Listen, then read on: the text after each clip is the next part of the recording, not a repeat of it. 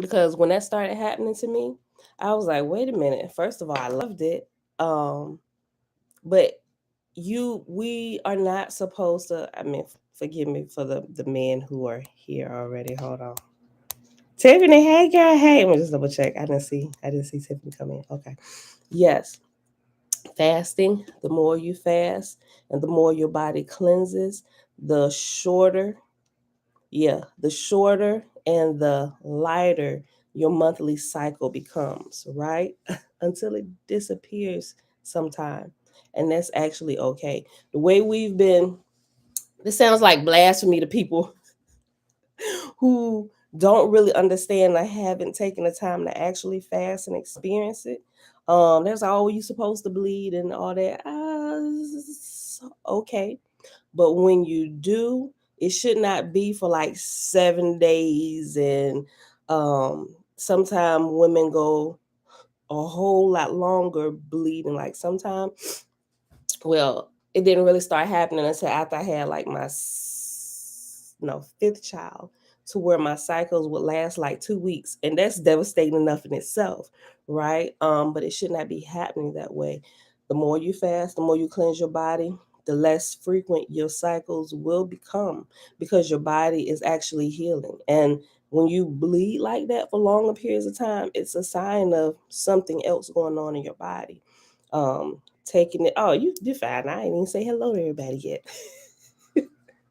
But yeah, don't panic. And some women, they really do panic about that. But when you're cleansing your body and you're fasting, your period will become lighter and less frequent. And some women lose it altogether. And that's okay. It means your body is actually healing itself. That was probably one of the most wonderful things that could have happened to me when I actually started fasting, right? So I was like, well, you need that to get pregnant? Oh, no, not really. You really don't. Learn a little bit about the body. Levon, shalom, blessings, mom.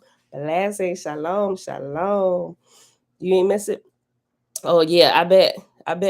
I don't miss mine either, right? But mine hasn't completely disappeared, but it come well, for one, it's regulated itself, right? To where it would be like all over the place. It regulated itself. And then instead of 7 days, it's just like a few days. Sometimes it's only like one day, but I understood what was going on, so I wasn't freaking out when it first started happening. I was like, let me start looking into this. But yeah, and when I saw Yaki talking, actually Yaki was not the first person that I learned it from.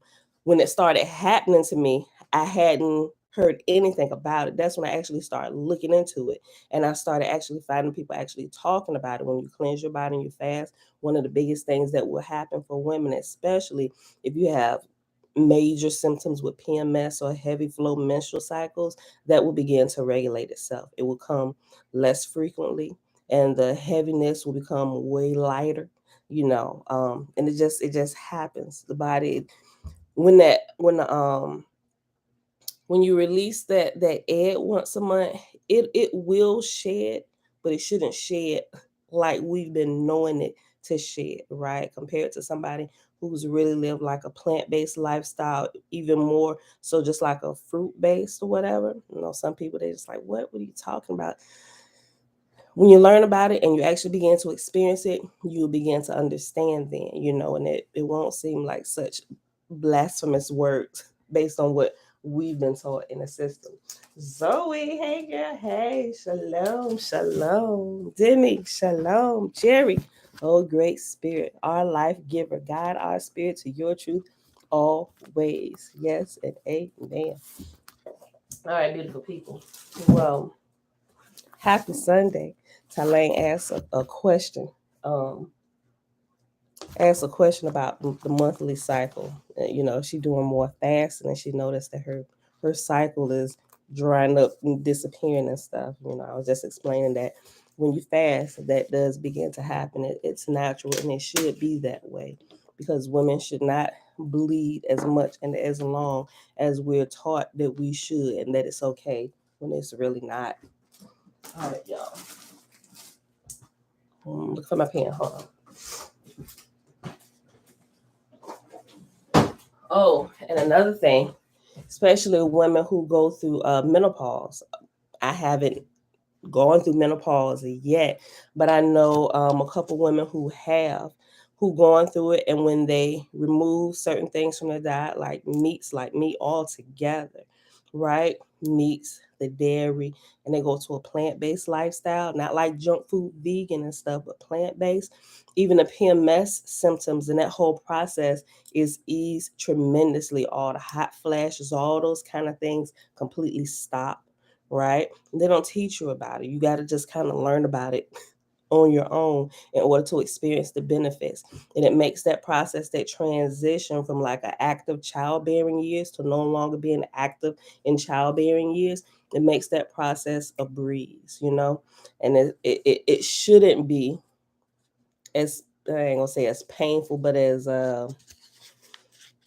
what's the word? Inconvenient as it is to most women who experience it. Y'all should look into it, especially women or men who have women or women in their lives, whether it's mother, sister, wife, cousins that are experiencing those things. When you learn about it, you can be a great tool.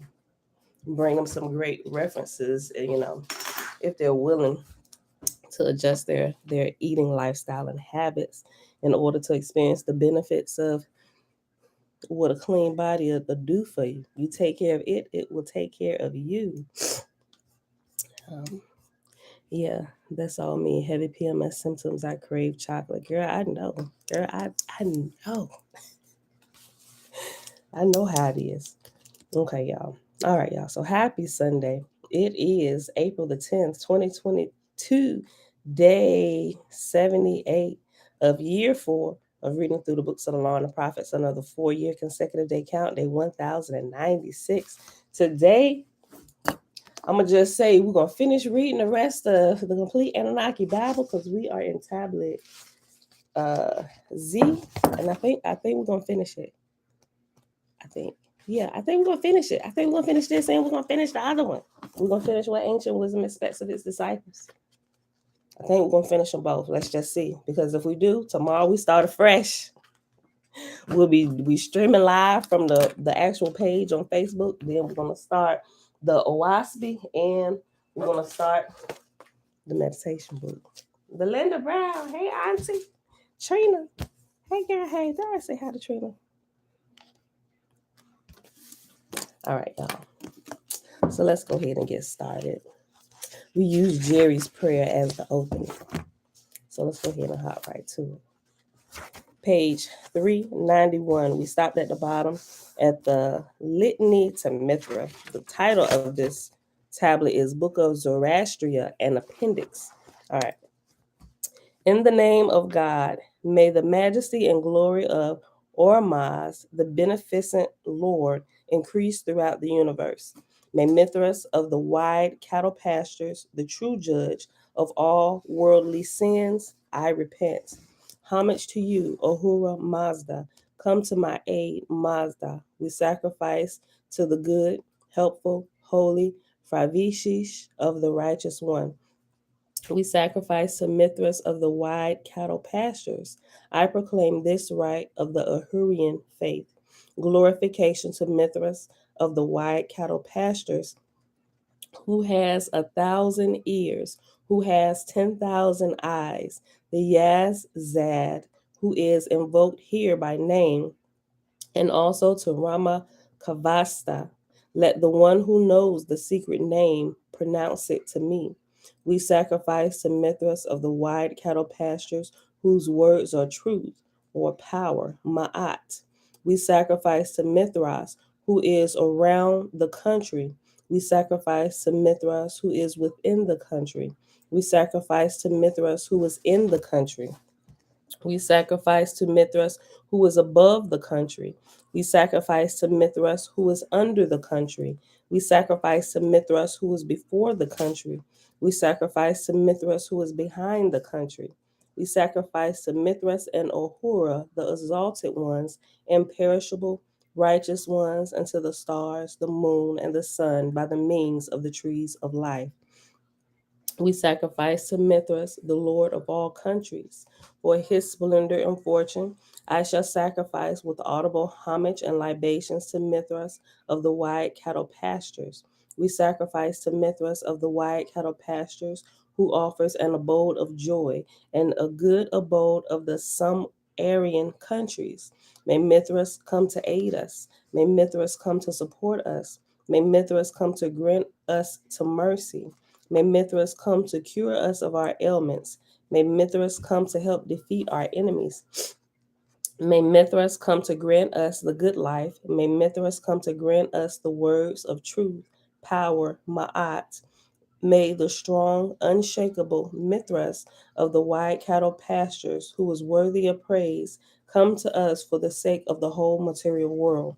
This powerful, strong Lord of earth, Mithras, strongest in the kingdom of creatures, I will honor with libations. I will pay homage with praise and reverence and audible prayer to Mithras of the wide cattle pastures. We honor Mithras of the white cattle pastures with haoma, which contains milk and twigs made with the herbal craft and skill of words, magic words, which with speech and action and libations and with the correctly uttered words. We honor both the male and female manifestations in our worship of those whom Ahura Mazda knows according to what has been deemed best by Asha. The next section is Litany to the Moon. In the name of God, may the power and glory of Ormaz, the beneficent Lord, increase among us. May the moon, the purifier, come by the name of the Yazad moon. Of all my worldly sins, I repent. Homage to Ahura Mazda. Homage to Amisha Spentas. Homage to the moon that possesses the seed of the bull of heaven. Homage to the moon when it is gazed upon, to homage to the gate. Homage to the moon when it is gazed upon, and homage to the gaze. Praise be to Ahura Mazda, and praise be to Asha. I proclaim this right of the Ahurian faith, etc. Glory to the moon that possesses the seed of the bull of heaven, to the self-created bull that is known by many names. Let the one who knows the secret name of the chosen Lord come and pronounce it to me. Homage to Ahura Mazda. And it says, repeat verse 1. What causes the moon to wax? What causes the moon to wane? 15 days to wax, 15 days to wane. As long as it is waxing, so is the waning. So long is the waning, so is the waxing. Who is it that the moon shines for other than the highest? We sacrifice to the moon that possesses the seed of the bull of heaven, the righteous one and master of Asha. Now I gaze upon the moon. I present myself to the moon. I behold the brilliant radiance reflected by the moon. I present myself to the brilliant moon. There stands the watchers, Amisha Spentas, who hold the glory of the universe in their will. There stands the watchers, Amisha Spentas, who radiate the glory on earth that was created by Ahura. When the moon warms the night with its light, then the golden colored plants may always grow together on earth in the spring. We sacrifice to the new moon, the righteous one, master of Ahasha. We sacrifice to the full moon, the righteous one, master of Ahasha. We sacrifice to the intervening seventh day, the righteous one, master of Ahasha. I will sacrifice to the moon that possesses the seed of the bull of heaven, the holy bestower, radiant, glorious, possessed of water, possessed of warmth, possessed of knowledge, possessed of wealth, possessed of riches, possessed of discernment, possessed of goodness and healing. To the splendor and fortune of the moon, I shall sacrifice audible praises, the moon that possesses the seed of the bull of heaven with libations. We sacrifice to the moon that possesses that possesses the seed of the bull of heaven, the righteous one, master of Ahasha, with Haoma, which contains milk and twigs, made with the herbal craft and skill of words, magic words, with speech and actions and libations, and with correctly uttered words. We honor both the male and female manifestations in our worship of those whom Ahura Mazda knows, according to what has been deemed best by Asha. I desire the right to honor the moon that possesses the seed of the bull of heaven, of the self-created bull, and of the cattle of all species. Give us strength and victory. Give us a steady supply of cattle. Give us a multitude of men who are steadfast, belonging to the great assembly, able to vanquish adversaries at one stroke by the manifestation of help to the blessed. Yazad's full of fortune, Yazad's full of healing. Manifest greatness by your greatness. Manifest those of you who help when invoked. O waters, give indeed just your own manifest fortune to the worshiper. The next section is Litany to the Waters. In the holy name of God, may the majesty and glory of Ormaz, the beneficent Lord, increase on earth. May Banu, Aban, Ardivisur be here now. Of all my worldly sins, I repent. Hail to the good waters created by Mazda. Hail to the waters of the righteous, Arvedi, hold on. Hail to the waters of the righteous, Arvedi Anahita. Hail to the waters of the earth created by Mazda. Hail to the plants created by Mazda, nourished with the waters of life. Let the one who knows the secret name of the chosen Lord come and pronounce it to me. Ahura Mazda spoke to Spitama Zarathustra.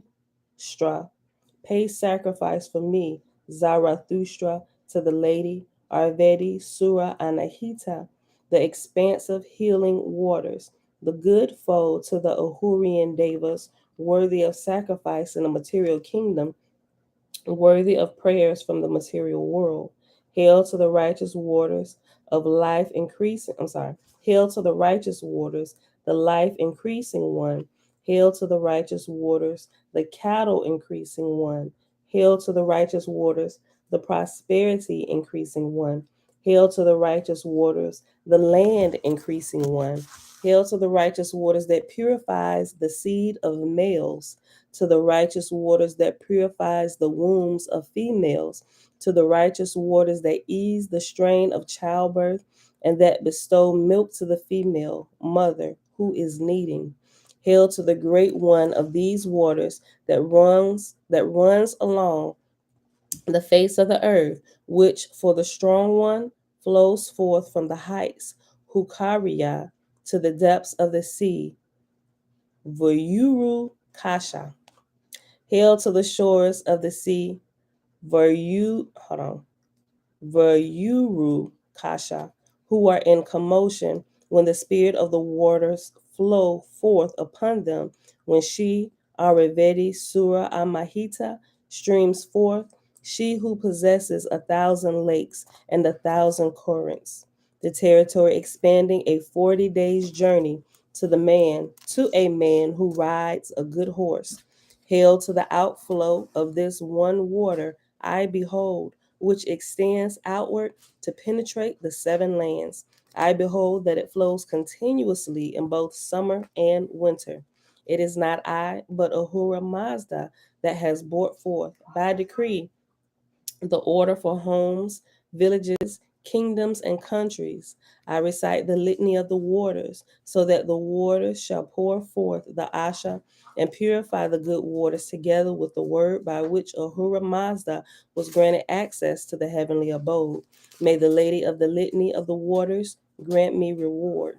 To the splendor and fortune of the lady of the waters, I shall sacrifice to her with audible litanies. By this devotion, may you be summoned quickly when invoked. We sacrifice to Aravedi Sura Anahita with libations, the righteous master of Asha, with Haoma, which contains milk and twigs, made with the herbal craft and skill of words, magic words, with speech and action and libations, and with the correctly uttered words, and with correctly uttered words. So yeah, that's repeated twice. Yeah. Yeah, they just repeat it twice. We honor both the male and female manifestations in our worship of those whom Ahura Mazda knows according to what has been deemed best by Asha. Now it's a litany to the fires. And I think this is the last one. Yep, this is the last one we at. 19 minutes. Yeah, we'll be done with this today. All right. Litany to the fires. Hail to you, fire of Ahura Mazda, the greatness manifest, great Annunaki. In the true and secret name of God, may the majesty and glory of Ormaz, the righteous Lord, increase in strength.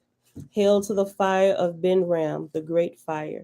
Hail to the fire of Adarran, the great fire. Hail to the fire of Dadgah, the great fire. Of all my worldly sins, I repent.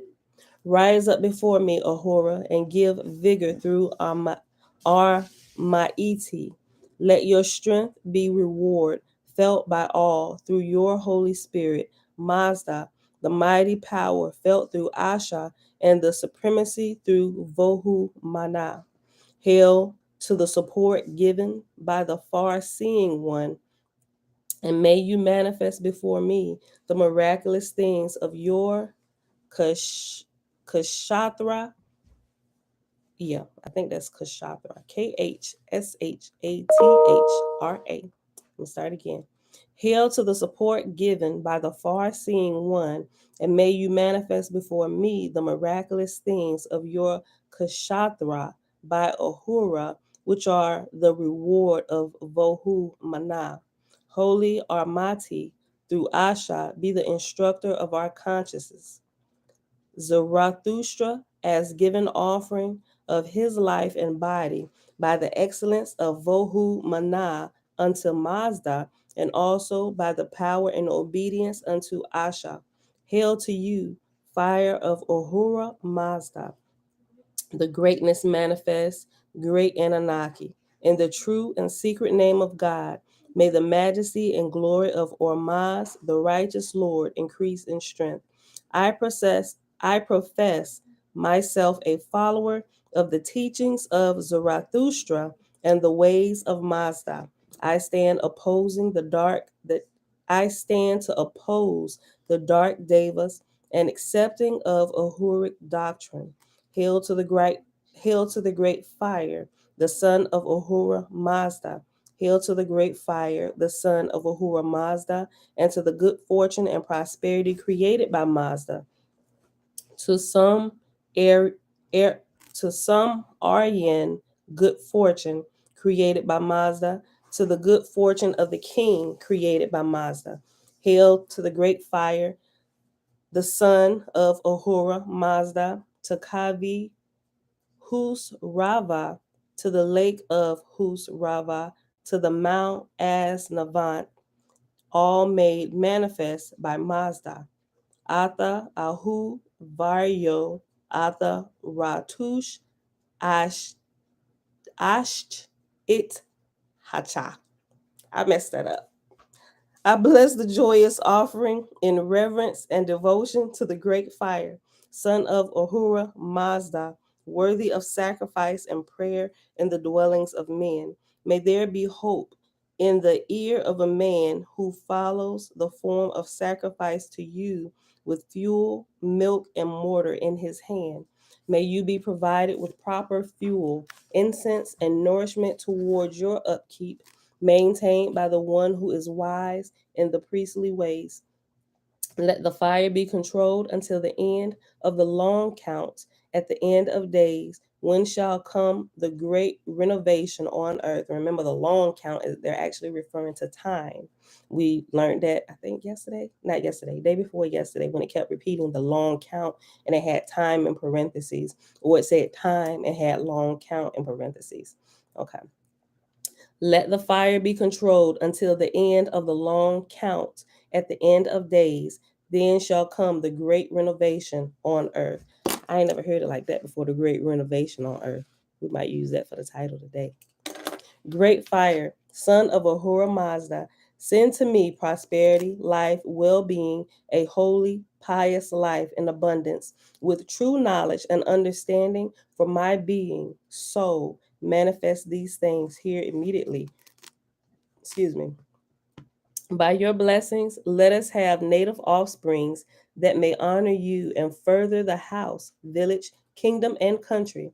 Grant to us spirit of great fire, son of Ahura Mazda, the most righteous, happy, fulfilled life forever, so that we might attain the greatest reward of the highest. The spirit of the fires of Ahura Mazda gives command over all life, cooking the morning and evening meals for the people, soliciting the good offering by the dedicated and devoted Spitama. The spirit of the fires of Ahura Mazda watches the hands of all who pass by the flame, asking, what does the friend bring to the friend? We offer sacrifice unto the holy fire of the bold warrior.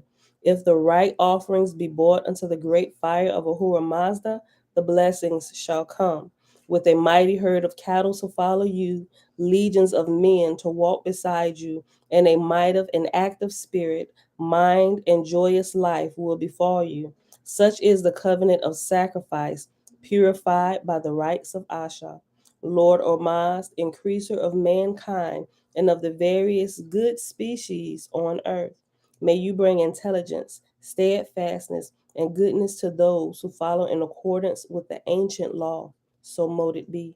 I desire the right to honor the strength and force of the fire of the great fire, son of Ahura Mazda, holy fire, sacred warrior, Annunaki of magnificent fortune, Annunaki of healing, and to all fires and to the Anunnaki offspring of sovereignty, hear me.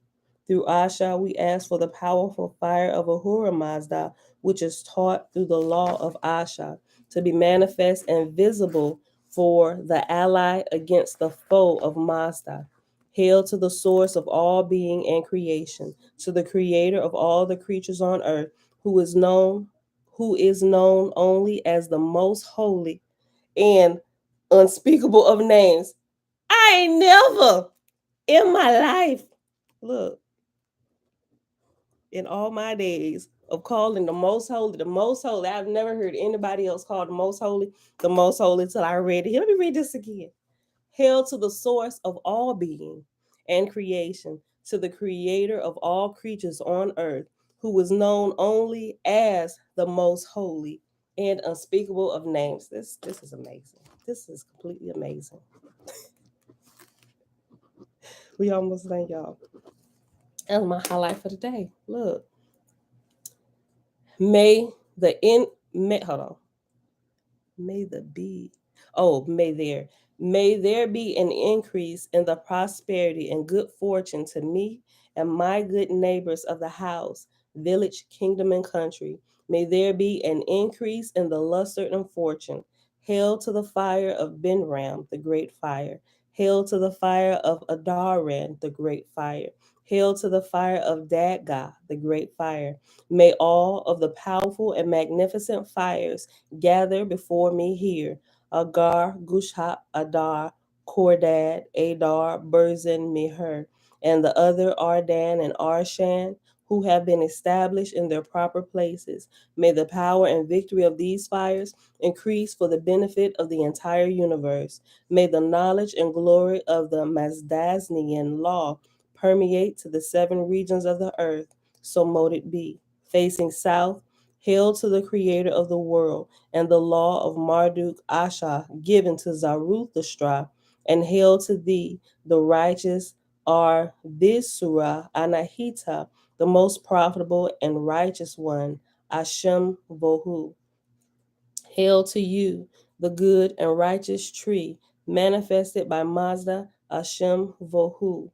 Hail to you, holy and formless fire of Ahura Mazda, manifest on earth by the good Annunaki, Hashem Vohu. And those are the last words of the complete Anunnaki Bible. Y'all, we done. We done. Okay, so it's this little blurb.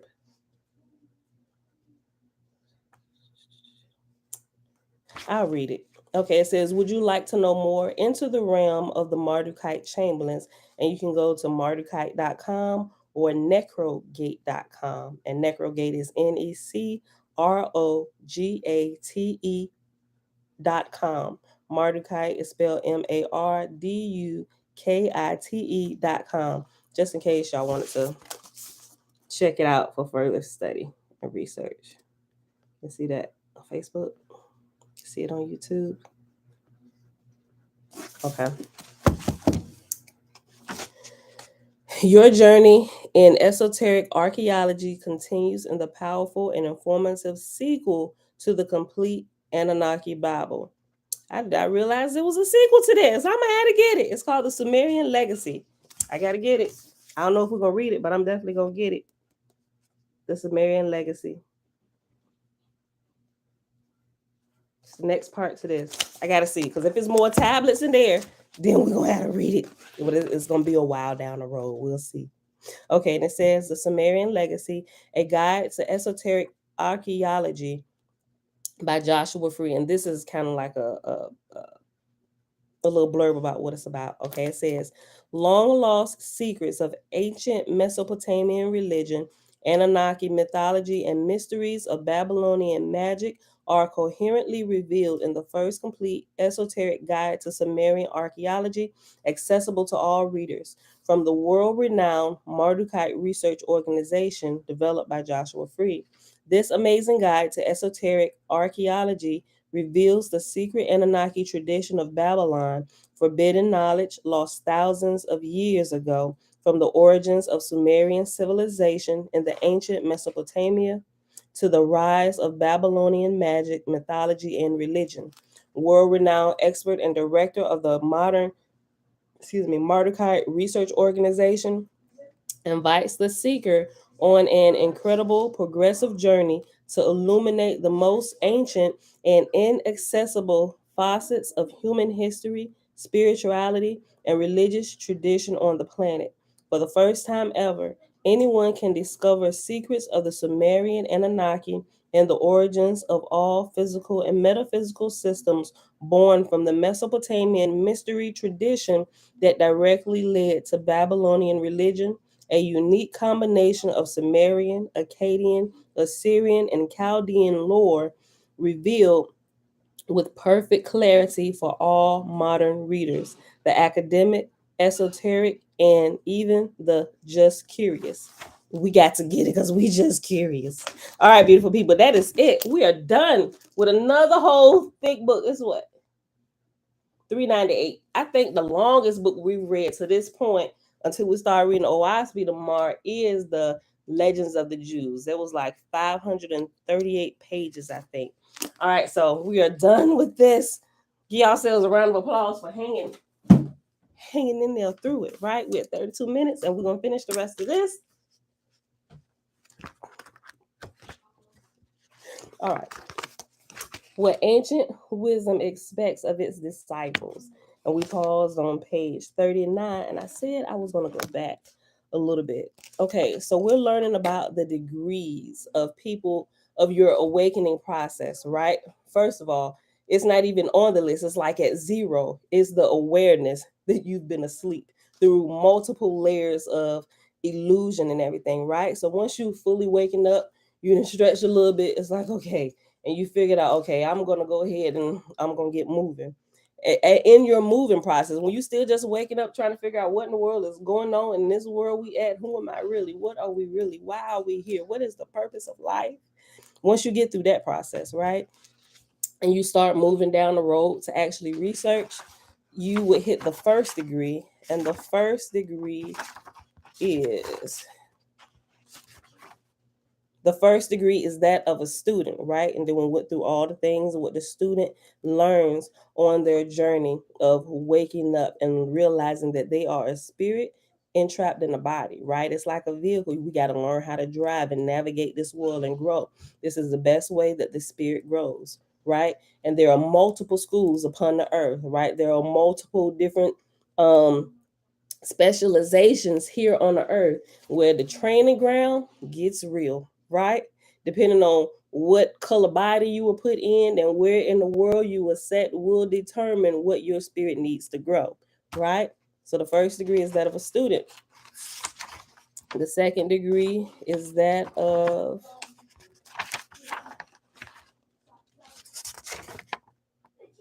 a disciple. Once you've been studious and you've been a really good student, like you don't even hit the disciple point until quite a few years have passed, right? And you've shown yourself to be disciplined, right? So the whole discipline takes place in that first degree of a student. You got to learn how to just be disciplined in many things in life, right? So when you found yourself, or the unseen masters have seen, okay, we can go ahead and take them to the next level. Now you become my disciple, but you don't just choose to become a disciple. Whatever path you were put on in life, that teacher will appear to you when you are ready. When the student is ready, the teacher will appear, right? We will be given physical teachers to help us along the way, but when your true teacher shows up, they will be unseen, right? And by this time, you have learned to connect yourself with the spirit of Yah, right? Or the unseen realm. By this time, you are completely aware that there is another whole realm, the unseen realm, non-physical matter reality that is in full operation. You realize that it exists. You no longer question it. You actually, at this point, you've been given a lot of instructions from that realm, and you realize that unseen teacher is there in that realm, right? That's the second degree of the disciple. As you move through that, your unseen teachers will give you instruction and help you throughout the day. You can ask for different things, and you will hear answers coming from the unseen realm and guiding you, leading you and guiding you through the physical places here in physical materiality, right? That's the second degree of a disciple. The third degree, where we pause, that is that of the initiate, right? Okay. Let me go back these couple paragraphs before we start that. Okay. The last couple paragraphs in the second degree of the disciple. The true masters never appear in public teaching large classes or groups concerning occult exercises, but come privately to their disciples and instruct each one individually. The ability to inform the disciple concerning the steps to be taken before his actual initiation is the result of the high degree of development reached by the adept. So you, as a disciple, you would be considered an adept, right? And depending on how studious and disciplined you are, they will let you know if you are chosen to be initiated, right? Just like people try to join um, different chapters of different things, and some of these fraternities and stuff where they're actually initiated after they go through this hazing process. But it's not hazing here. We might consider life as a whole big hazing place, but it's not really. You got to learn how to operate in this place, right? And when you found yourself to be ready, we will initiate you, right? And you get to come up a little bit higher than some of the students and the disciples, right? Okay. You get a little more wisdom. They give you insight into some things that the lower levels don't get access to. The ability to inform the disciple concerning the steps to be taken before his actual initiation is the result of the high degree of development reached by the adept. No one who is an adept is able to prescribe for the spiritual needs of students without assuming heavy karmic responsibilities.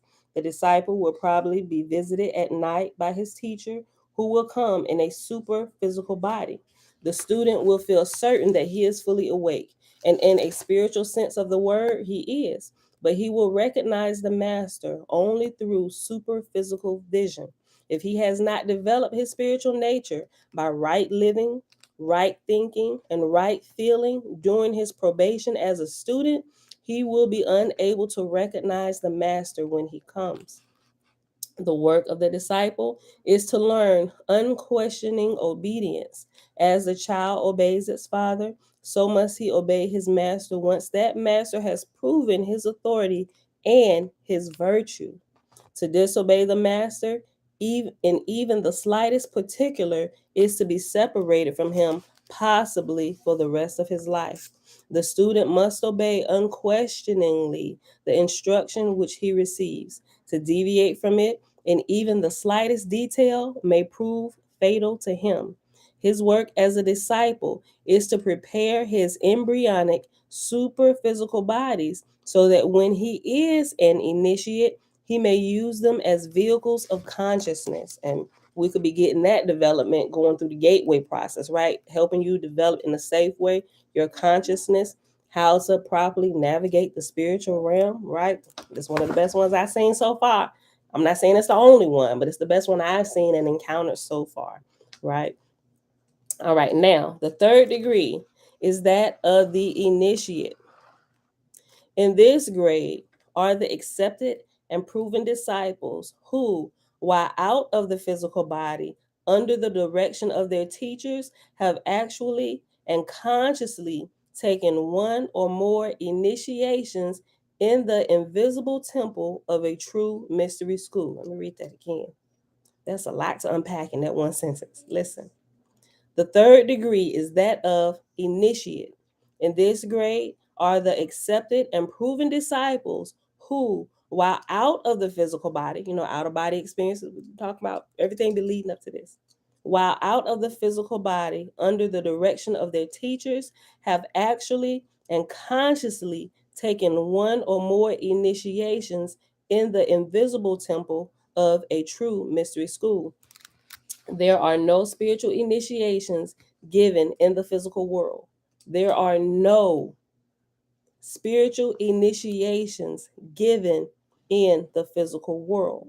All the true initiations must take place in the invisible worlds, for that is the only place where there can be found those authorized and fitted to give them. Read it again. There's so much unpacking this little initiate portion. Listen, y'all. There are no spiritual initiations given in the physical world. All the true initiations must take place in the invisible worlds, for that is the only place where there can be found those authorized and fitted to give them. The forms and rituals used here are all exoteric and only symbolic of the true spiritual rituals used in the mystery schools. Today, even the rituals mean very little, for in the majority of cases, the student has not only lost the meaning of the symbolic services, but he has also forgotten that they had an inner significance. As Eliphas Levi, the great transcendentalist, has well said, the tests and obligations of the mystery schools are no longer given because none are sufficiently illumined to understand their inner significance. Therefore, none are willing to go through their hardships only to find that their ignorance will remain unenlightened. This is the great fault which mystics find with the religions in the world today. In the majority of cases, they are pageantries of empty words. Oh, that's beautiful. That, oh, that is beautiful. The way they summed up religions, pageantries of empty words. This is the great fault which mystics find with religions in the world today. In the majority of cases, they are pageantries of empty words. On the threshold between the visible and invisible worlds stands the dweller, which Lord Bulwer Lytton has so well described in his great Rosicrucian novel, Zanoni, spelled Zanoni, just in case you're interested in it and you're not scared of the title Rosicrucian. Okay. It's good research there, y'all. For those who are ready for that level of understanding. I ain't saying go get into it if you're not, because you might find yourself off into something else, especially if you haven't developed your spirit to be able to pull out truth and separate what's not, right? What's not useful. So some of these things I'm giving to y'all, some people may not be ready for it. Some people may be, but you have to determine that yourself, right? On the threshold between the visible and the invisible worlds stands the dweller, which Lord Bulwer Lytton has so well described in his great Rosicrucian novel, Zanoni. This sphinx like creature, which each must pass on his way to the temple of light, represents the lower nature of the candidate himself. While the consciousness is within the bodies, it cannot see this demon, but when outside, it gets a detached view of itself. The lower animal nature made visible through the composite astral body is seen and recognized for the first time. This reminds me of I told y'all about this curriculum that I have that I've been asking, can I teach? And they just haven't said anything to me. Now I understand why they're answering all my other questions except for that one. Remember I told you I got the whole curriculum, right? I paid a couple $1,000s for the entire curriculum. And what they're talking about in here, it's teaching you some of the stuff that I've been teaching all about the body that's kind of been put out there already, and how it represents the actual temple and the body and the lower natures and all this stuff and how it connects with nature. All of that is in there.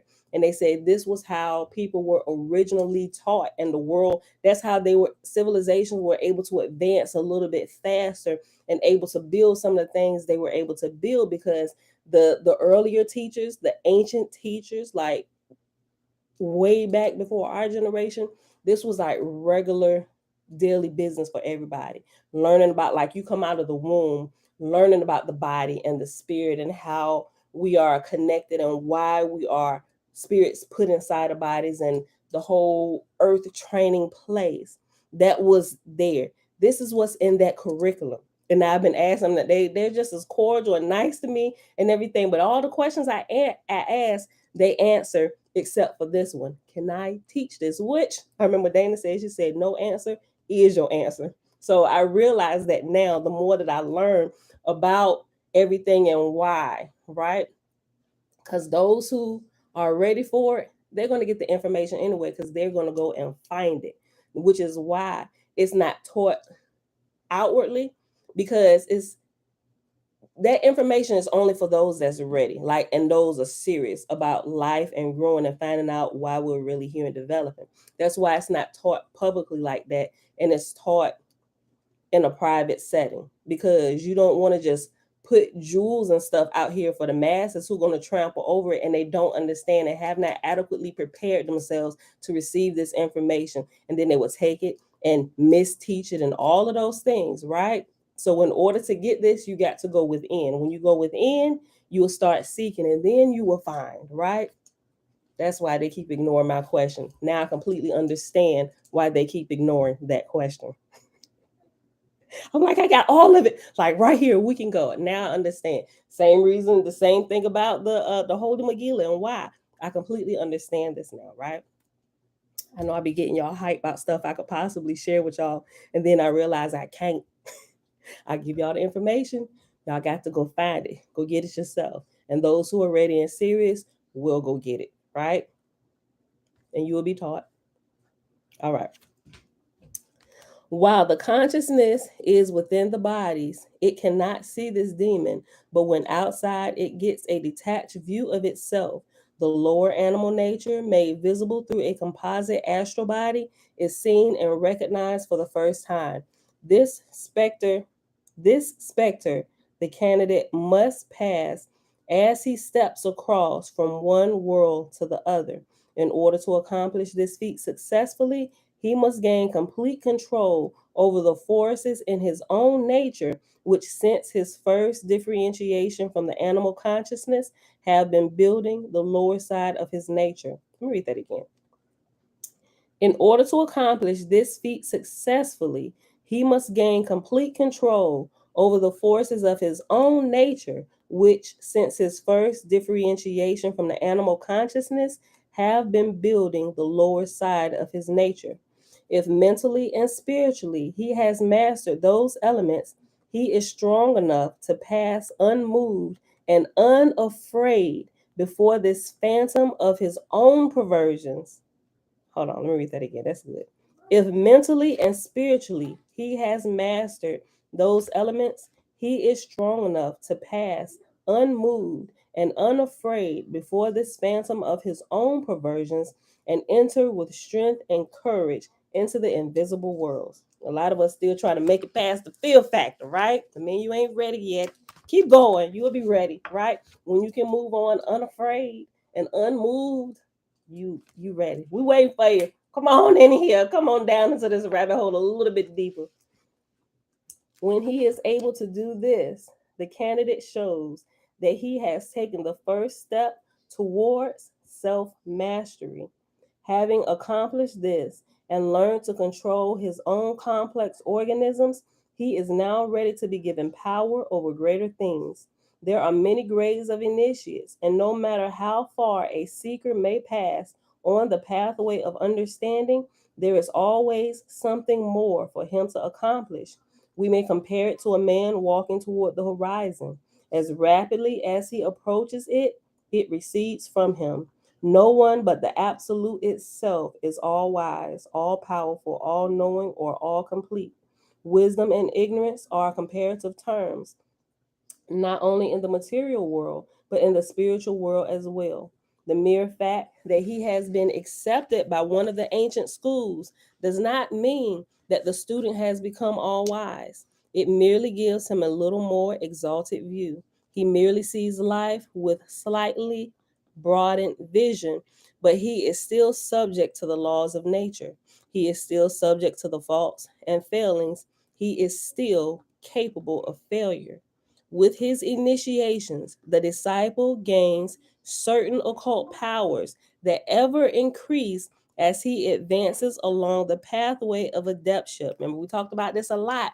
As you begin doing more, uh, putting your flesh to death, so to speak, whether you call it praying in tongues or chanting, meditating more, cleaning up your life, you realize certain cities begin to manifest themselves in your life. This is a part of the process. You begin doing some of the things that are considered by others who don't understand as supernatural. Other people label it magic, but it's available to everybody if you would choose to put yourself on a path of growth and continue going. You will begin seeing some of these things manifest in your life. But some people you see out here, they're taking these gifts that are manifesting. They showed a little bit of stewardship, and let's not even say stewardship, a little bit of discipline where it begins to manifest a little bit. You know, Bruce Leroy at the end when he about to fight Show Enough. Oh, no, I'm sorry, Show Enough. When his glow was fizzling out, they got kind of this like bzz, bzz, these little bzz, bzz of power and things that they can do, which seem like magic or supernatural to other people. Whether they laying hands on people doing things and get the big head, and next thing you know, you found out this pastor, this evangelist, he'd been caught paying a prostitute on the side of the road, about to go up into the hotel and get into something. Yes, them right there. They prostituting. They left school early. They thought, ooh, I can do this.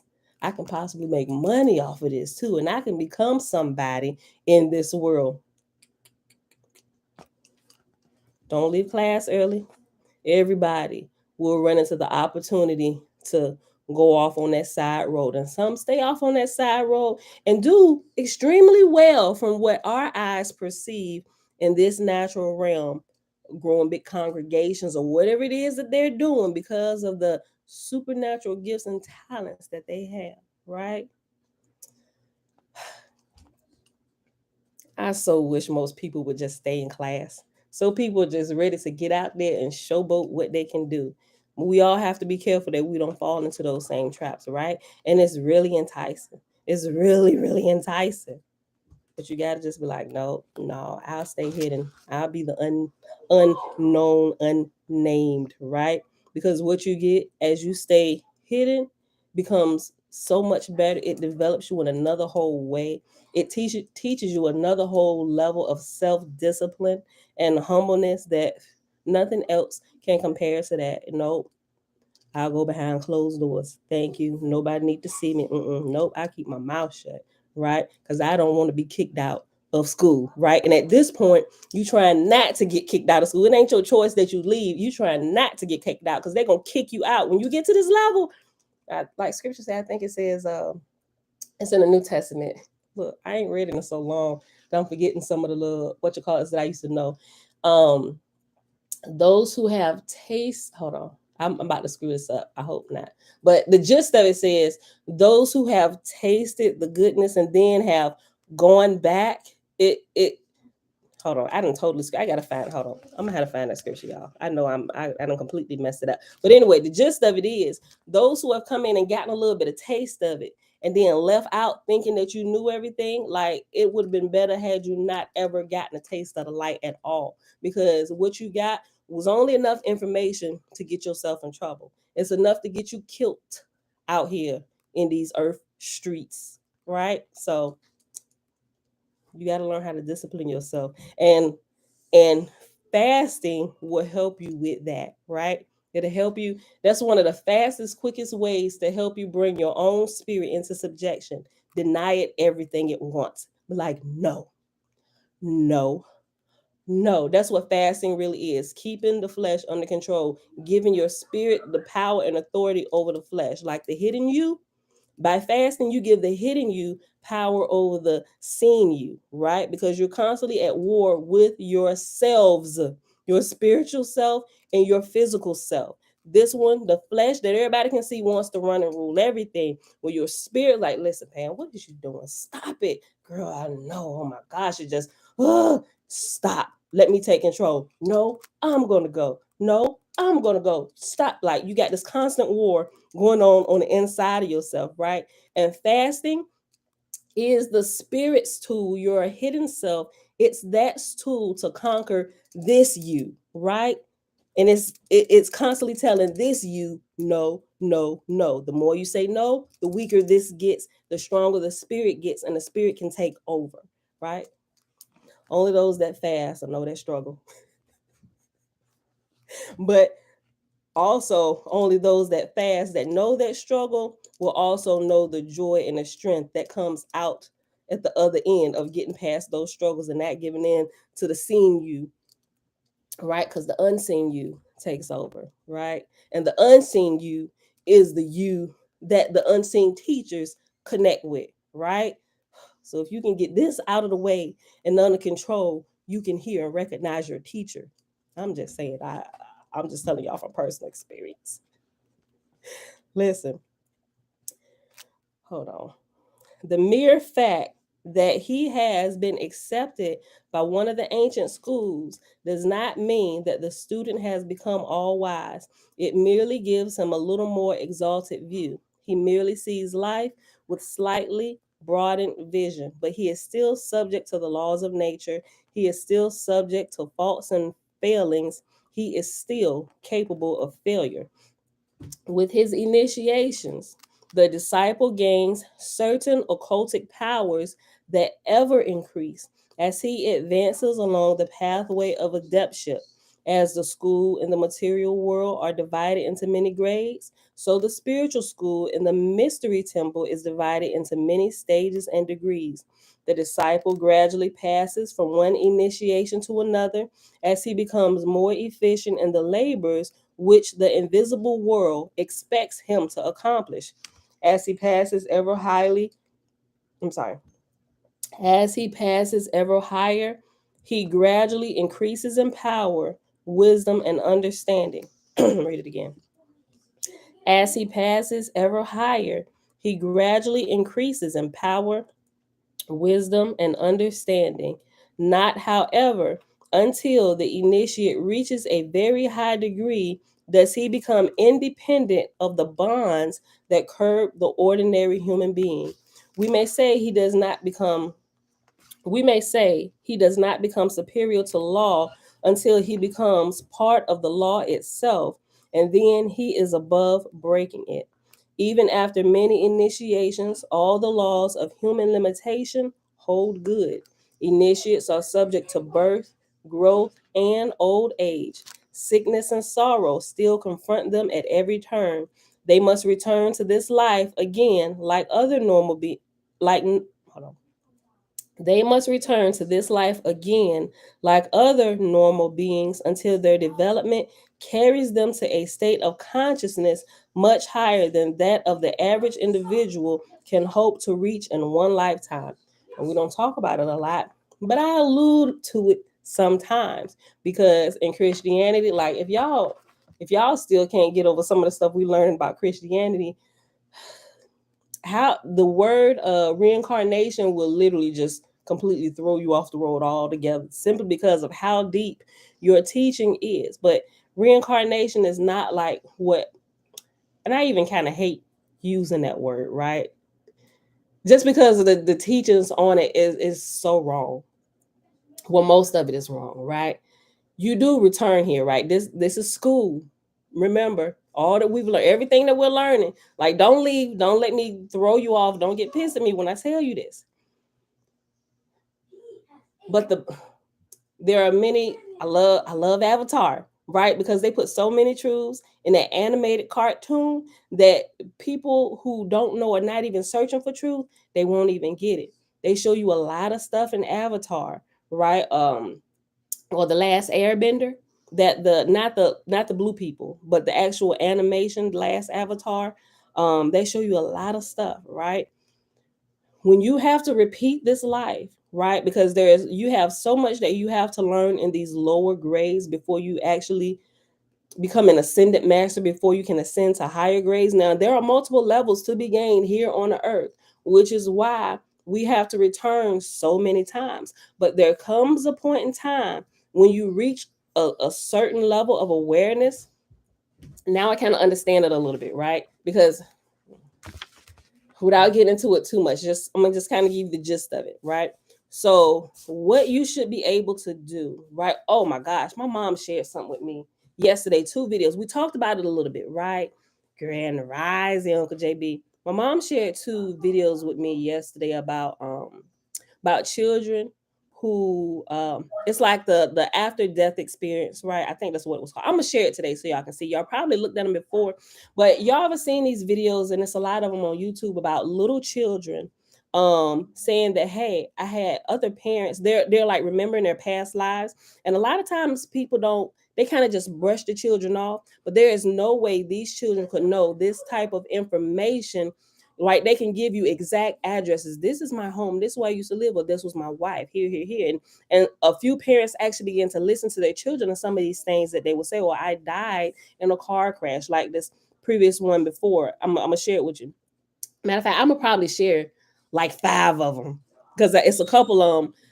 My mom shared like 2, but I had already looked into a lot of these before. I'm gonna share like 5 of them today in the community section and under this video on Facebook today, right? And I put it on the Facebook page so you can see. But there is really something to this, right? And it had even led me to look into birthmarks and why we have birthmarks. You got a lot of different theories, but some things I'm like, it's no, this is an indication of something else, right? So at the point me and my sisters at, what we understand, I'm not saying we are completely right, but it has something to do with it. The birthmark, if my understanding is correct at this point, the birthmark is an indication of how you passed away in your previous life, right? So my sister, I be joking with Leisha.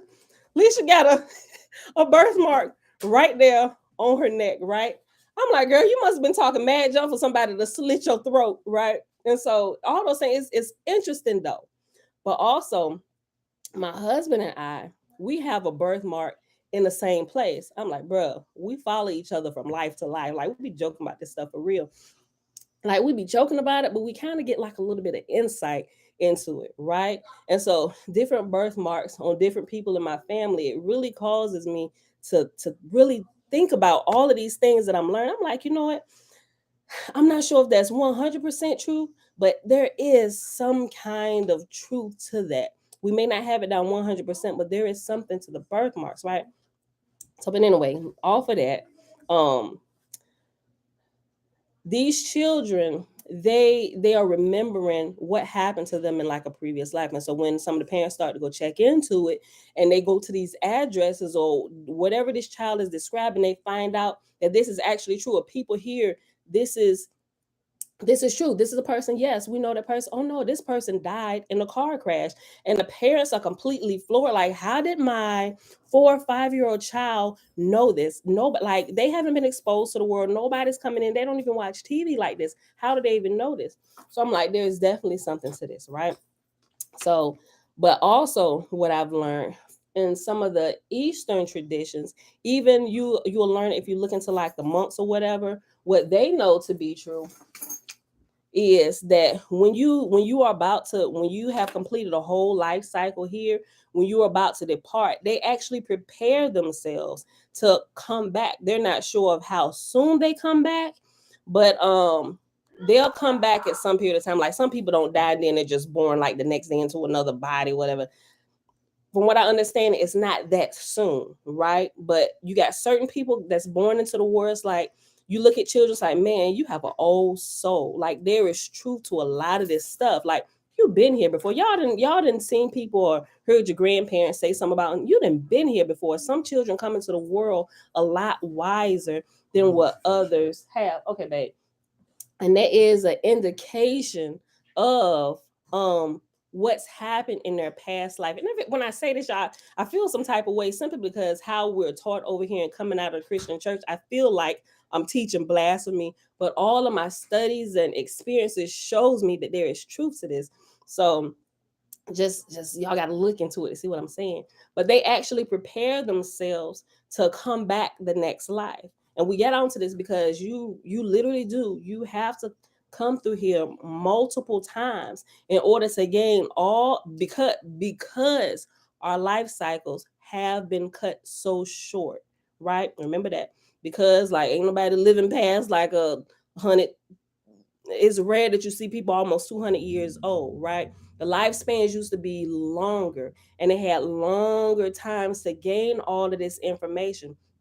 But now we have to come back multiple times to gain this wisdom throughout multiple experiences, right? And each experience should get better. When you come back, you should have been prepared in your previous life to be able to retain that information from your previous life. And it's supposed, from what I understand, it's supposed, each lifetime is supposed to build upon another, which is why when little children are primed, if they come into this world with parents who understand this, right? They will not be put to sleep and they go through this whole dumb phase of life where you don't remember nothing, right? And so I'm like, oh my gosh, I done already had 6 kids. I know this stuff now. I don't know that I want to have any more, but we're gonna prepare the ones that we got here already. Okay, we gotta figure out how to remember these past lives. My husband, like, I'm all down for it. Let's go ahead, go half on the baby. I'm like, listen, bro, no, I don't know. I'm already 43. Like, he's still trying. Let's have an. I'm like, look, let's just take what we know now and wake up the ones we already got here.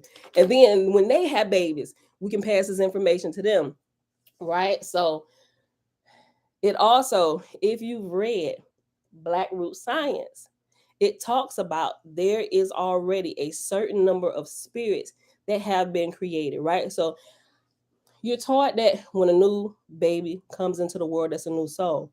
No, it's not. It's really not.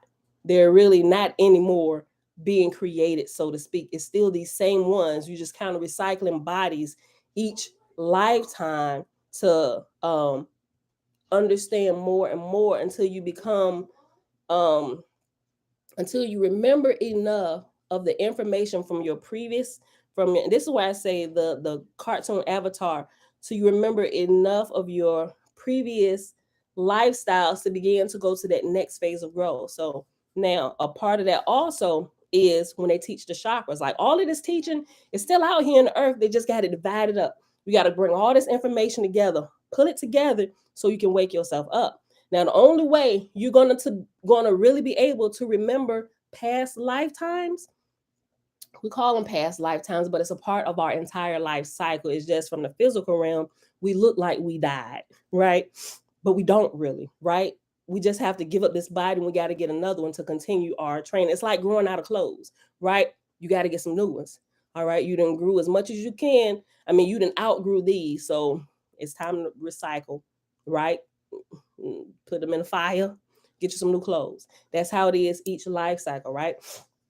But the only way you even get the access to your previous lives or your previous training when you come back for another cycle, and when you come back in new clothes to grow some more, you have to understand about the spirit and how it's a spirit and it's locked inside of a body. And they talk about the chakras, how you unlock them. That is the only way you will be able to remember, which is why when you get up here to the third eye and the crown chakra, if you watch on the cartoons, how when you get up here, if you cut yourself off from opening up your crown chakra, you lose all the information that that you've built over the multiple times of all of your learning. You can't access it.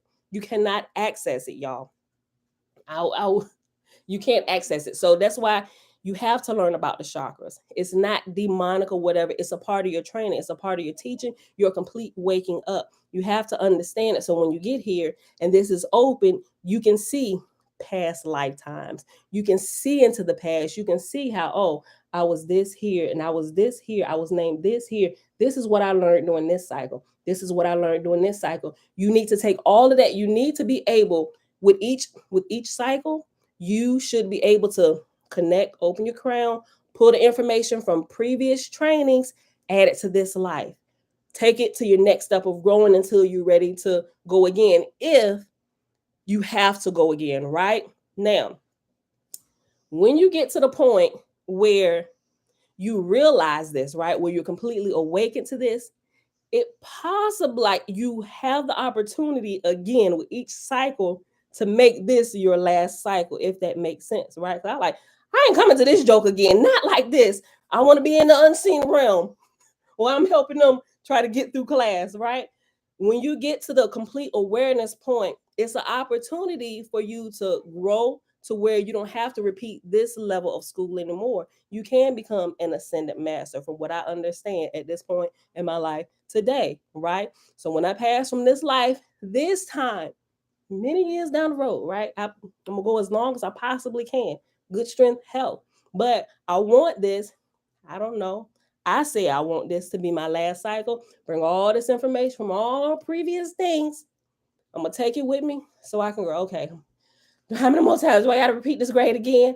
Like, oh, like I ain't gonna say I'm gonna be so upset, but if I have to repeat it again, there must be something else that I really need to move on to the unseen realm forever, right? Excuse me. And it's not really unseen, it's the actual world, right? And that's where everything really takes place, right? So this is the physical realm is truly an illusion. It's like kindergarten, or it's like the pre-K of life. Well, not so much pre-K. I say pre-K is those who still haven't necessarily waking up. It's kind of like the kindergarten grade in life, where you need things to manipulate. Like you need things to count, you need pennies and stuff. This is what this is, right? This is what earth realm is. We need something. You needed something, so I gave you something, right? It's those lower levels. Kimball Max said, Brother Yosef talked about birthmarks, a clue to your past life pain. Yeah, okay, yeah. So I'm telling y'all just gotta look into this. All right, let me see. Let me finish. I only got a couple pages. Not a couple. I got a few. Let's finish this today. I want to finish it. Okay, hold on. What was I at? Because I get off on a tangent. Oh, right. Okay. I just start this over. With his initiations, the disciple gains certain occult powers that ever increase as he advances along the pathway of adeptship. As the school in the material world, as the schools in the material world are divided into many grades, so the spiritual school in the mystery temple is divided into many stages and degrees. The disciple gradually passes from one initiation to another as he becomes more efficient in the labors which the invisible world expects him to accomplish. As he passes ever higher, he gradually increases in power, wisdom, and understanding. Not, however, until the initiate reaches a very high degree does he become independent of the bonds that curb the ordinary human being. We may say he does not become superior to law until he becomes part of the law itself, and then he is above breaking it. Even after many initiations, all the laws of human limitation hold good. Initiates are subject to birth, growth, and old age. Sickness and sorrow still confront them at every turn. They must return to this life again, like other normal beings, until their development carries them to a stage of consciousness much higher than that which the average individual can hope to reach in one lifetime. There are no initiates who are not clairvoyant, at least to a certain degree, for they cannot receive their spiritual ordination until they are capable of functioning consciously out of the physical body. Read that again. Listen. I know this today, as of this day, to be true. There are no initiates who are not clairvoyant, at least to a certain degree, for they cannot receive their spiritual ordination until they are capable of functioning consciously out of the body. Neither are there any true initiates who do not know their true position. Many people come and say, I had a strange experience in my sleep. Was it an initiation? The answer in nearly every case is negative. The initiate is in doubt neither to where what he has accomplished nor what he has been through. Let me read that again. Hold on. Many people come and say, I had a strange experience in my sleep. Was it an initiation? The answer in nearly every case is negative. The initiate is in doubt neither as to what he has accomplished nor what he has been through. The average student can ask himself, what am I here? What am I here and now? Am I worthy to be picked for greater responsibility?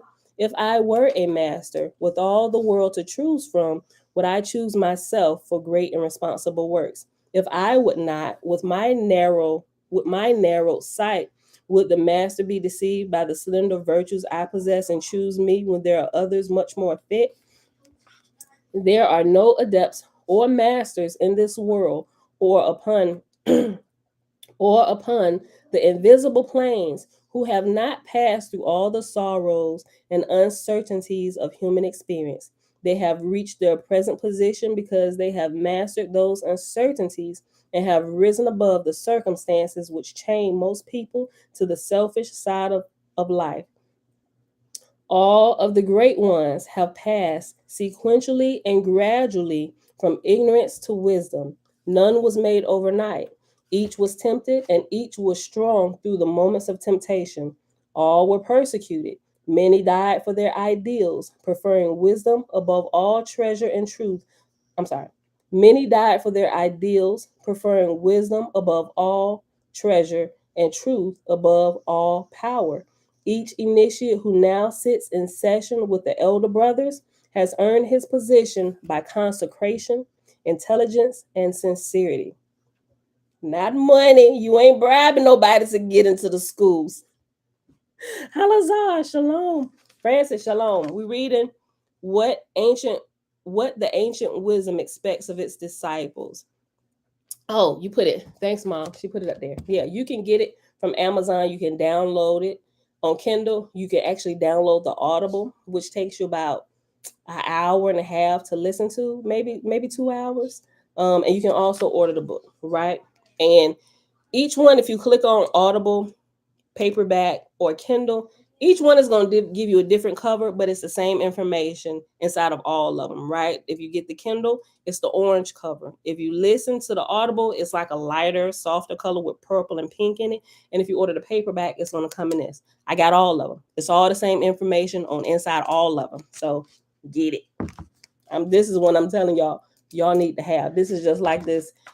You know how you keep your like Swiss Army knife on your keychain, something you need to keep on you at all time, like Visa. Don't leave home without it. This is probably like our Visa. It's like checking in, okay, make sure I'm keeping myself on track, right? I mean, aside from the scriptures and things, but this is wisdom jam packed into these small little 50 pages. 50 pages that is good to read at least once a month. I'm telling you, it'll help you stay let's say stay woke. Okay, look, okay. Each initiate who now sits in session with the elder brothers has earned his position by consecration, intelligence, and sincerity. These are the magic keys which open the gates of the mystery schools.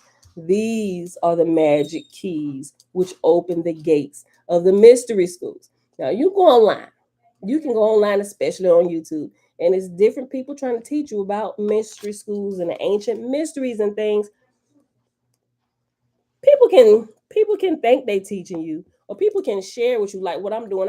I'm simply sharing with you what I've learned, right? But you're not really gonna see that until you take the personal steps in life. Like if you're trying to get into the mystery schools, like people getting into the Freemasonry and all these other things, you don't get into it like that because some of these require you to do some things that are uncouth. Like my mama said, that is uncouth. And I wouldn't necessarily recommend, although you got a brotherhood, sisterhood, fellowship, and all those good things, This is just like you're you're um you're repeating rituals that will lead you nowhere. Now, for those who are truly searching and don't get caught all up in the fellowship is always good. You need people to fellowship with. But if you don't get sidetracked with all of that, right? And you don't lose your purpose on what you were searching for, you will not, because some people they start looking for things and then they feel like they gotta connect with someone. I gotta join this church or I gotta join this thing here to be a part of it. But those who are in search for truth, we're not joining any kind of organization, right? We came out of that cutting ourselves off from the church, right? It's not about joining places. It's going in, getting the information you need, and moving along when it's your time to move along. You've gotten everything that you needed to get while you were there. Now it's time to go, right? And that's why I think memberships and get people screwed up and paying dues and stuff. Even with the Holy Megillah, when you get it, they're going to send you paperwork to join their little faction. I'm not telling y'all to do that. I haven't joined it. I don't plan on, not saying that you should. I don't know, but get what I'm saying.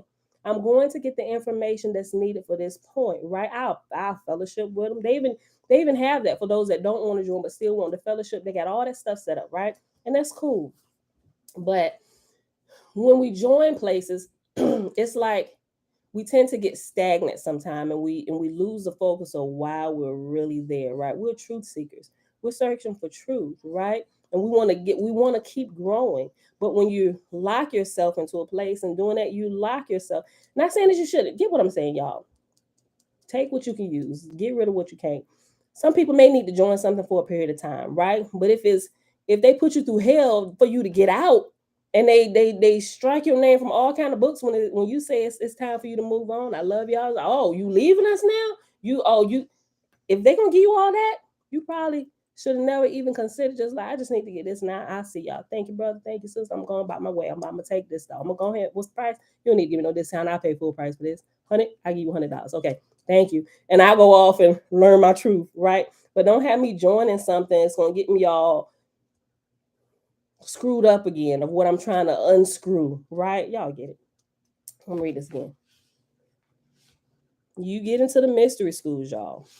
And it's great people out there who are teaching about mystery schools and hidden things. But the only way you can access it is through these keys: consecration, intelligence, and sincerity, right? You ain't getting into no true mystery school being a vagabond, running from your responsibilities, all these other things. Yes, Francis, it's a universal connection, right?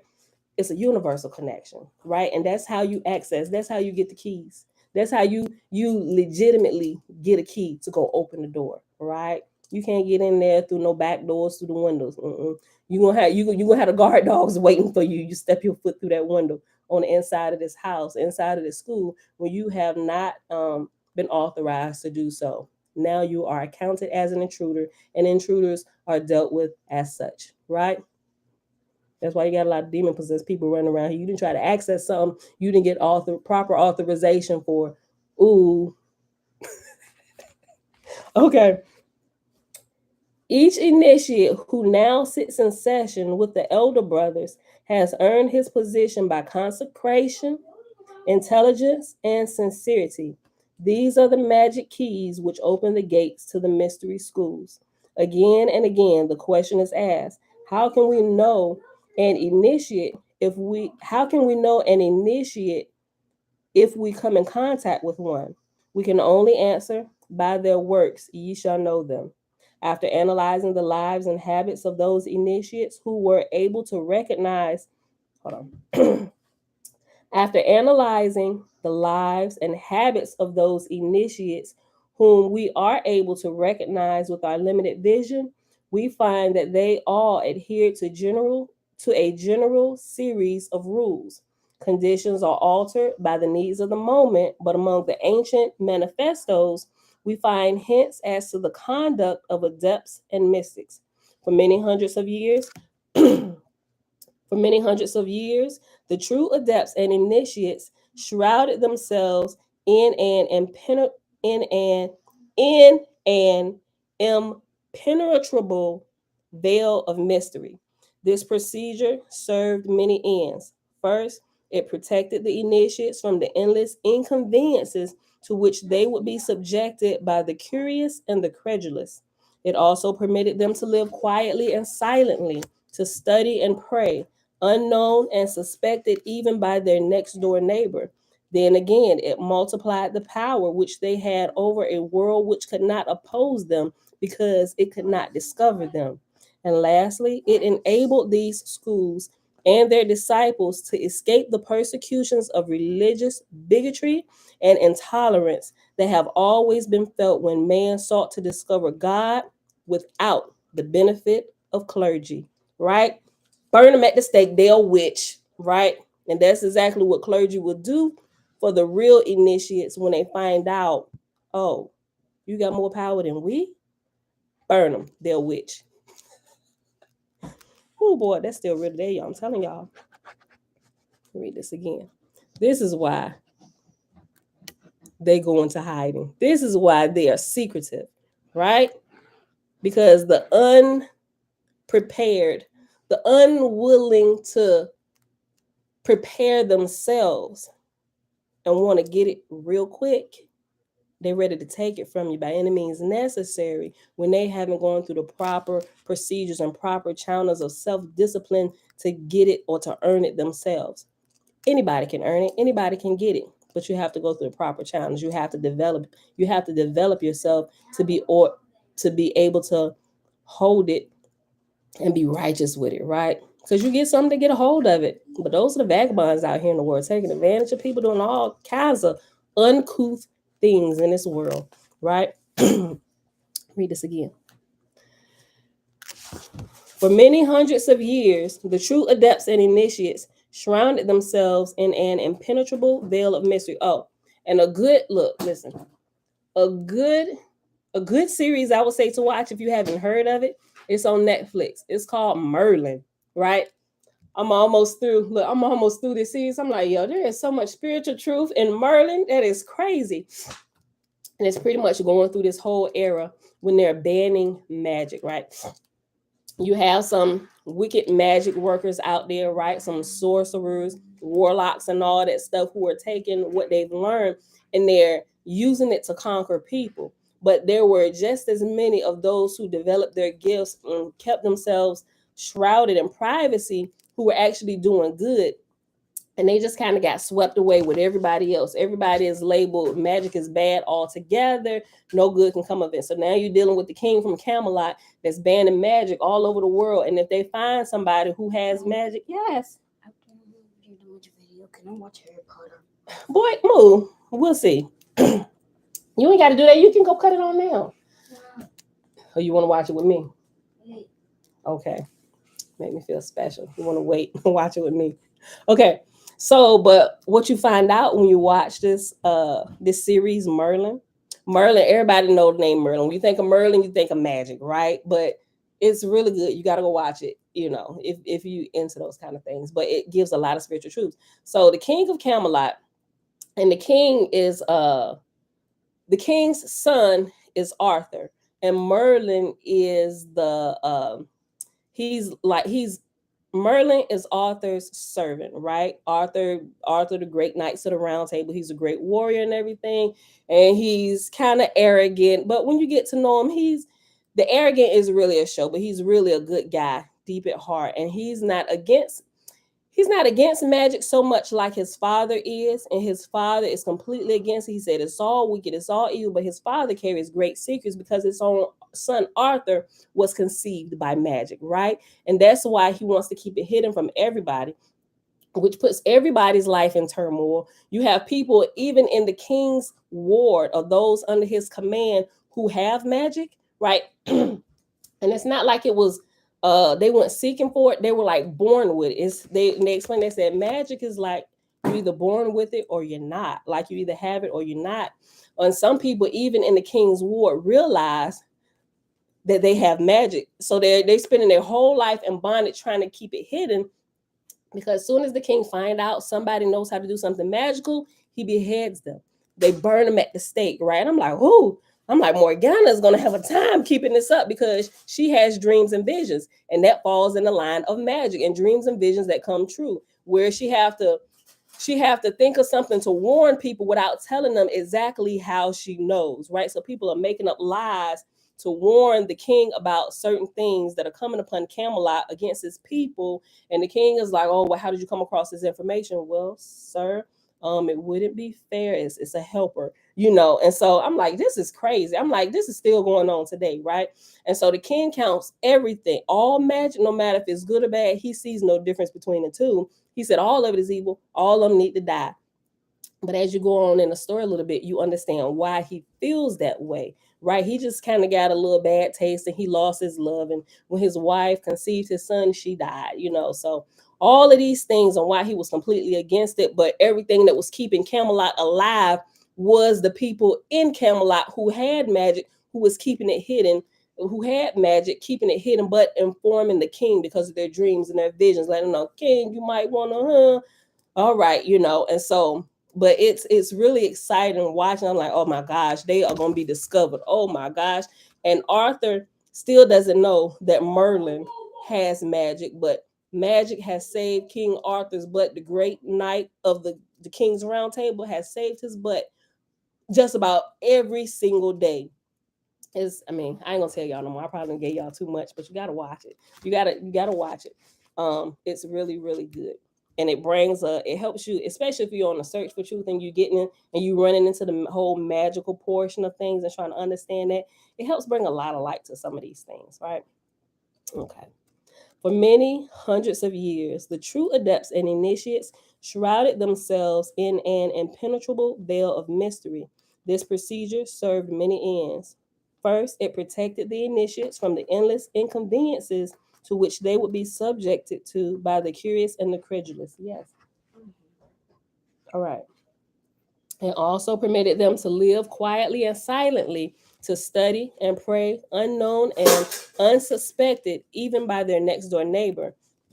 And then again, it multiplied the power which they had over a world which could not oppose them because it could not discover them. And lastly, it enabled these schools and their disciples to escape the persecutions of religious bigotry and intolerance that have always been felt when man sought to discover God without the benefit of clergy. Oh, you're welcome, Francis. Oh, look, let me just make a correction here with Francis. A few times before I knew that Francis was a male, I was saying sis. Let me publicly apologize for that already because, you know, kind of talk private message. Francis Peters is a male. He was named after somebody in his family that happened to have the name Francis. So a lot of time we hear the name Francis, we automatically think female. But this Francis Peters is a male, just in case, you know, I figure I should say that out loud. And you're welcome, Francis. Okay. The Egyptian Sphinx is supposed to have pointed out the initiate's code of conduct by the symbolic interpretation of the four creatures composing it. The body of the bull, with its great strength, was interpreted to mean the process of labor, to do. The legs and tail of the lion speak of courage and are interpreted as meaning to dare. The wings of the eagle bespeak of loftier things, so they are interpreted as to aspire. The human head with its sealed lips means to be silent. Of all these rules, the last is the most important. And we see this beast with the four heads also in the Bible teaching us the same thing, but we are not taught about it that way. All the great secrets and the mystery schools of the unseen realm, it's in every religion. You just got uninitiated or unlearned people trying to teach you about something that they have no clue about, right? This beast with the four heads. All right, let me read it again. The Egyptian Sphinx is supposed to have pointed out the initiate's code of conduct by the symbolic interpretation of the four creatures composing it. The body of the bull, with its great strength, was interpreted to mean the process of labor, to do. The legs and tail of the lion speak of courage and are interpreted as meaning to dare. The wings of the eagle bespeak of loftier things, so they are interpreted as to aspire. The human head, with its sealed lips, means to be silent. Of all these rules, the last is the most important. Of the ancient occult axioms was, if ye know it, be I'm sorry. One of the ancient occult axioms was, if ye know it, be silent. You know, I'm changing everything today. This is going to be our title. If ye know it, be silent. That's our title for today. Today, in both the Orthodox and occult worlds of religious thought, there is entirely too much talking. There are many claiming powers and virtues which they do not possess.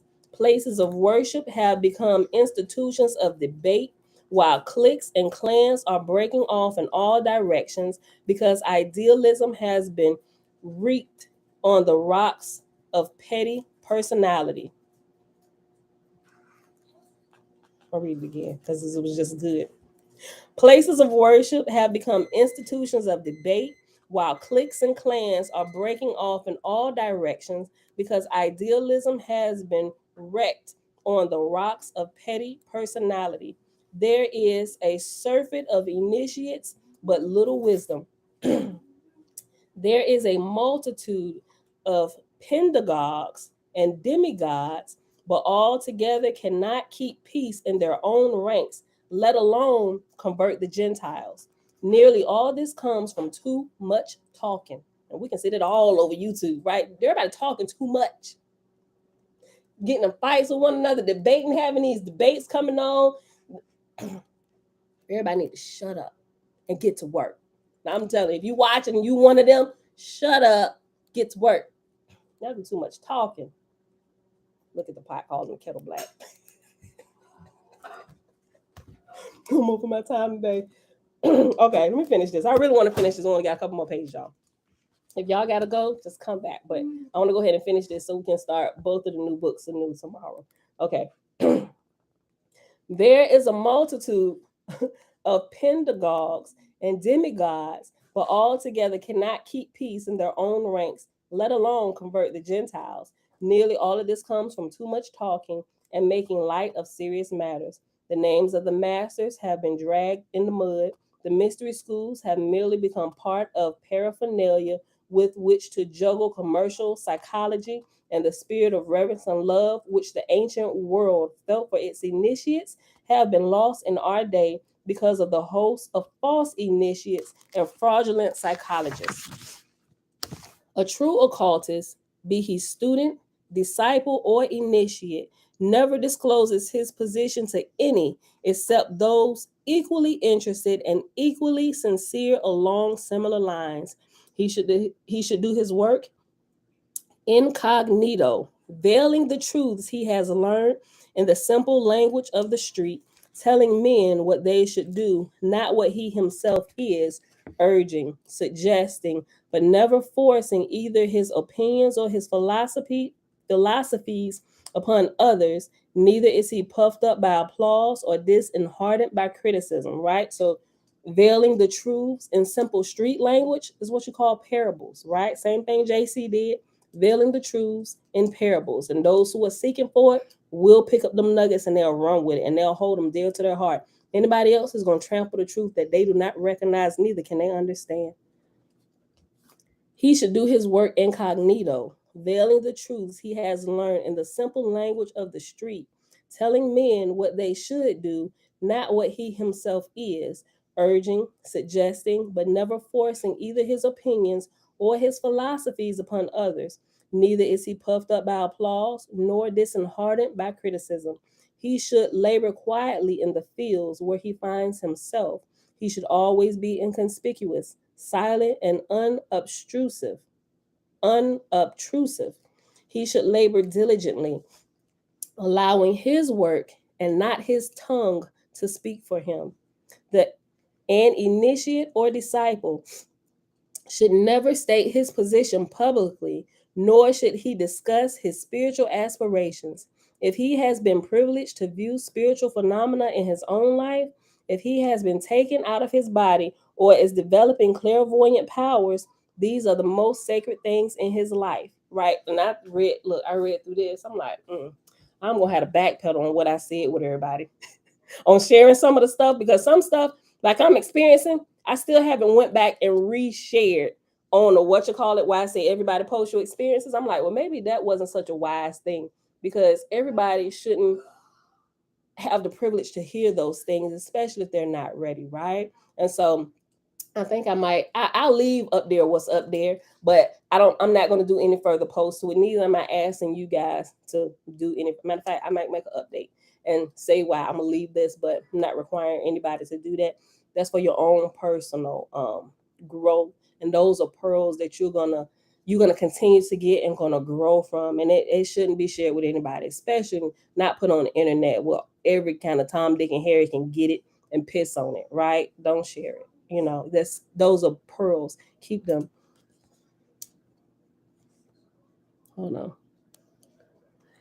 Yesterday when we were moving, a little boy stopped and said, "Can I play with this box?" The box had a curtain rod and a glass ball on one end. The first thing he said when he picked up the curtain rod, he said, "I'm a wizard and I'm finna go to Magic Land." Me and Robert looked at each other and smiled like, "Yeah, that's it." Wow. That's amazing. Okay, I get it, y'all. If nobody else get it, I get it. Look, okay. Let me finish reading this.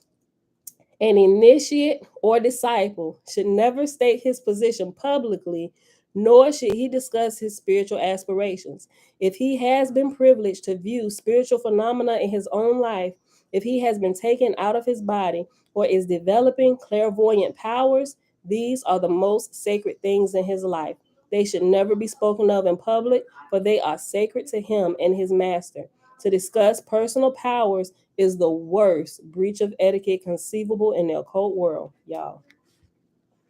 That's good enough to repeat 4, 5, 6, 7, 8, 9, 10, 11 times to infinity. To discuss personal powers is the worst breach of etiquette conceivable in the occult world. Remember, occult means hidden, in the hidden world. Elazar. Elazar said, "I found your channel and your videos have helped me to leave a Hebrew Israelite cult where they were abusing us. Do you still believe in the Bible and Torah?" First of all, may y'all be blessed that you were able to break free from such foolishness. Do I still believe in the Bible and the Torah? I do. I still hold the Torah in high respect. I do, right? You will never find me talking bad about it. I will call out shenanigans, that I will do, but there is truth in it. Even though the Torah has been screwed with, just like the New Testament, all this stuff that we've bought out. If you go through and watch a lot of the older videos, we kind of bring some of those things out, but there's still wisdom there, right? I would never talk about it because the truth is hidden in there, and it's hidden through different stories and some of the regular language and everything. But a lot of people, they get married to the stories and don't realize that there were lessons, some of them not even actually true, right? Even in the Torah, some of those things didn't actually happen for real in real life, although a lot of it is being taught like it is. Some of them are really just illusions and analogies and what's another word? They're simply stories with truth wrapped in it, right? The way we understand things or we retain information a lot of times is if it's given to us in story form, right? If you can remember the story, once you remember the story, you will be able to remember the principle and the way it should flow. Once you're enlightened to the principles and the truth behind the children's stories. Yeah, so yes, I do. I love it. I still read it daily. I really do. But we're learning more things and bringing in the other information to help us to really understand the truth that it was given and been taught to us wrong. So yes, Alazar, you're welcome. Okay, we about to finish this, y'all. To discuss personal powers and the to discuss personal powers is the worst breach of etiquette conceivable in the cult or the hidden world. Looking back over the lives of initiates, we note several things concerning which were most exacting. We are sorry to find that students of today are rather lax in these things. Therefore, we suggest for your consideration the following. And it lists, I think this is about the end of it. It's listing, it's different things he's listing, and it's going from A to H. Okay. Therefore, we suggest your consideration for the following. A, all true occultists, or those who are hidden, those who keep things hidden, not those, when you hear occultists, don't get it screwed up thinking demon worship and all. Don't do that. right? It's simply those who understand those things that are hidden, that have been hidden from the masses, right? And they're not like filthy. True occultists are those who are walking in purity. They're consecrating their lives. When you learn about it, you will see that there's a big difference from what they truly are and what the world, who don't want you to tap into what they know, are teaching you they are. Okay. Looking back over the lives of initiates, we note several things concerning which they were most exacting. We are sorry to find that students of today are rather lax in these things. Therefore, we suggest for your consideration the following. A. All true occultists abide by the laws of the nations and the community in which they dwell. While in many cases they recognize these laws as imperfect, they abide by them, least by their moral example. They should teach the less intelligent to break the restraining bonds of law and order, right? Torah also teaches us that, right? You obey the law, right? Right? But the law is for lawbreakers. Once the law becomes a part of you, you literally become the law, or you become above the law, so to speak, because you don't break it. Not that you take advantage of it and lord what you know over people. No, you become above the law when the law doesn't need to be applied to you because of your wicked ways, right? And your out of controlness. While in many cases they recognize these laws as imperfect, they abide by them, least by their moral example, they should teach the less intelligent to break the restraining bonds of law and order. It is said that the laws are made for those who break them. We may add that laws were not made for initiates, but there is a very small minority of people intelligent enough to live together honestly without the assistance of law. No matter how bad these laws are, they are far superior to the lawlessness which would exist when the mental hazard of punishment is removed from the untrained and unregenerated man. From time to time, occultists are dragged into court because they have failed to set a good example to their fellow creatures. There is no doubt that the element of persecution which existed in the Middle Ages is still to be found in places that many are unjustly persecuted. But still, there are entirely too many who, feeling that their spirituality is superior to that of their fellow creatures, deliberately ignore the law. Especially is this true with the wildly fantastic soulmate and free love institutions. These things are not sanctioned under any conditions by the ancient wisdom, for the mystery schools themselves instituted the legal bond of matrimony. Ooh, anything which suggests the breaking of existing laws without first preparing a better law for the mass of the uninformed is outside the pale of ancient wisdom. B. True occultists break no laws, regardless of how unjust they may be. If they see injustice, they labor to introduce more just legislation. A notable example of this is found in the life of Abraham Lincoln. Some people might get a little perturbed by this, but listen to what he's saying. And when I really understood this, I'm like, oh, I can see that. I can see that. Listen, okay. A notable example of this is found in the life of Abraham Lincoln. Many times, slaves came to him before the Civil War, begging him to assist them to escape from their lives of servitude. This Lincoln refused to do because it was against the law. But he told them that while he would never break the existing statutes, he would consecrate his life to making a better law. It is in this spirit that all occultists must work with injustice, for in this way truth is established without the rioting and Bolshevism of lawlessness. You might have to read that a few times, especially the people who look like me, right? And who are on the path to truth. Because every different race has different things that they run into, but I'm saying it because I'm from here and this is like my life and we deal in this is like real life for us and what we have to deal with what's going on and how we've personally been treated, right? As you come into the light of truth, first of all, you are awakened to the illusions of what this world is. and the different schools that you have been placed in because of the type of spirit you are and how your spirit needs to be developed, right? The type of spirits we have where it needs to be developed in a way that if you don't fall off the path of truth and you don't get yourself hooked up in hate groups and people that's just all, not saying that the unity with Black power is not good. I'm not saying that. I'm not against it. But what I am against is some of the ways that we try to change the laws, right? By trying to change some of the laws that have been against us, we end up breaking the laws and becoming lawless ourselves. I probably understand that better than I ever did any of my previous years before 2022, right? Because some of my videos that I did before, I wish I hadn't said some of the things out of my mouth that I said. I really do. I repent of some of those things, But now as I'm growing, I'm like, oh, oh boy, I was so ignorant. I'm still ignorant. I'm like, okay, I'm understanding a little bit more. There are ways to, without throwing the entire world into an upheaval, not get what I'm saying, y'all. Get what I'm saying?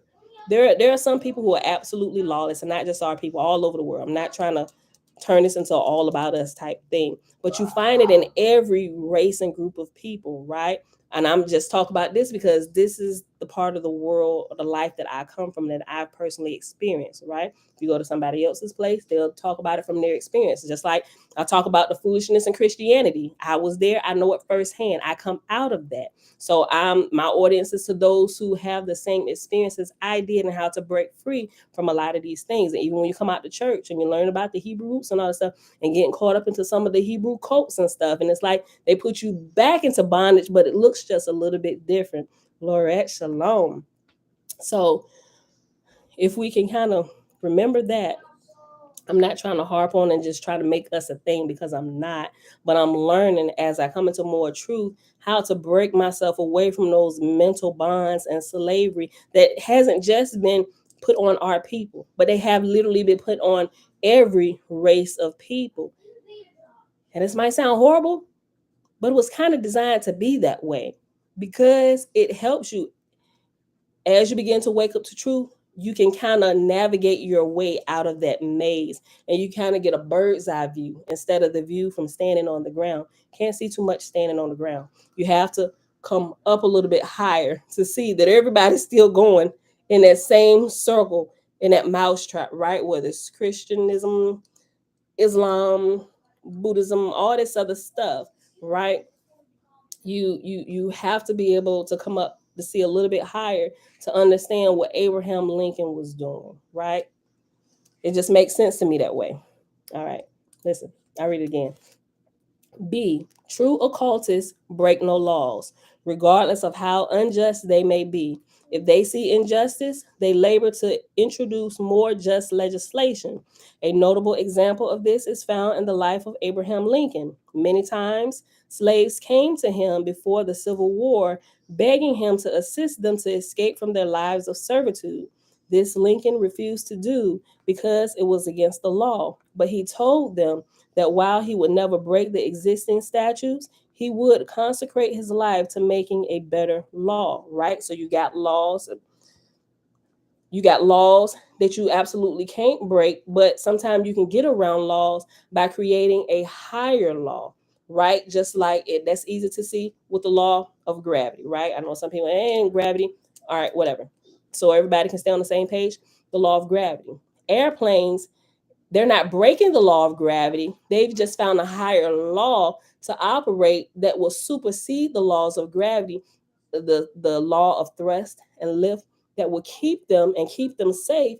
They're not breaking the law of gravity. They just found a way to get around it legally and still get to their destination safely and take millions of people with them, right? It's the same way with this. You just have to find a law that's legal that supersedes the one that you're trying to get above. Just like in ranks, sometimes you don't like what your supervisor says, your supervisor, you might need to go to the law that supersedes your supervisor, which is their manager. Can I speak to your manager, please? I don't really like what you said. I mean, you get it both ways. You just have to find a law that's a little bit higher that adhere and will work with you by not breaking this law, right? Same thing, we can see it everywhere. I just saw your comment, Alizar. Right back into bondage. You left the church to go to a Hebrew church. That's exactly what it is, right? And they just changed the terms. They stopped calling Jesus, Jesus, and they start calling him Yahusha, Yeshua. Yeah, they just changed everything, but you're doing the same exact stuff. Still waiting for the rapture to happen. You call it something different. You just waiting on the Messiah to pick you up from Babylon. Still the same thing. What, boo? Is it tomato sauce? No. Yay. Okay, let me finish. Hold on, y'all. Okay, I keep saying that. Look. Many times, slaves came to him before the Civil War, begging him to assist them to escape from their lives of servitude. This Lincoln refused to do because it was against the law, but he told them that while he would never break the existing statutes, he would consecrate his life to making a better law. It is in this spirit that all occultists must work with injustice, for in this way truth is established without the rioting and Bolshevism of lawlessness. See, all occultists and initiates should assume the dress and customs of the nations or people among whom they dwell, lest any departure from that custom shall cause them to be unduly conspicuous. Like, so you got people, it's like you got to become like a gray man. And a gray man, it's funny, I was teaching my oldest son, well, not oldest, but my 18-year-old Jeremiah, who was talking about becoming a gray man. And a gray man is not somebody that's hidden, but you are hidden in plain sight. The purpose of a gray man is to make people believe that you are what you want them to believe you are, right? So if you this kung fu assassin samurai warrior, you're not gonna walk through your city with your samurai warrior assassin suit on and your katanas and all the swords and stuff. You ain't gonna walk through there looking like that through your town. If you want people to believe that you are a soccer mom, you're gonna hide your assassin warrior garb and you're gonna dress like a soccer mom. You're gonna do the things that soccer moms do, right?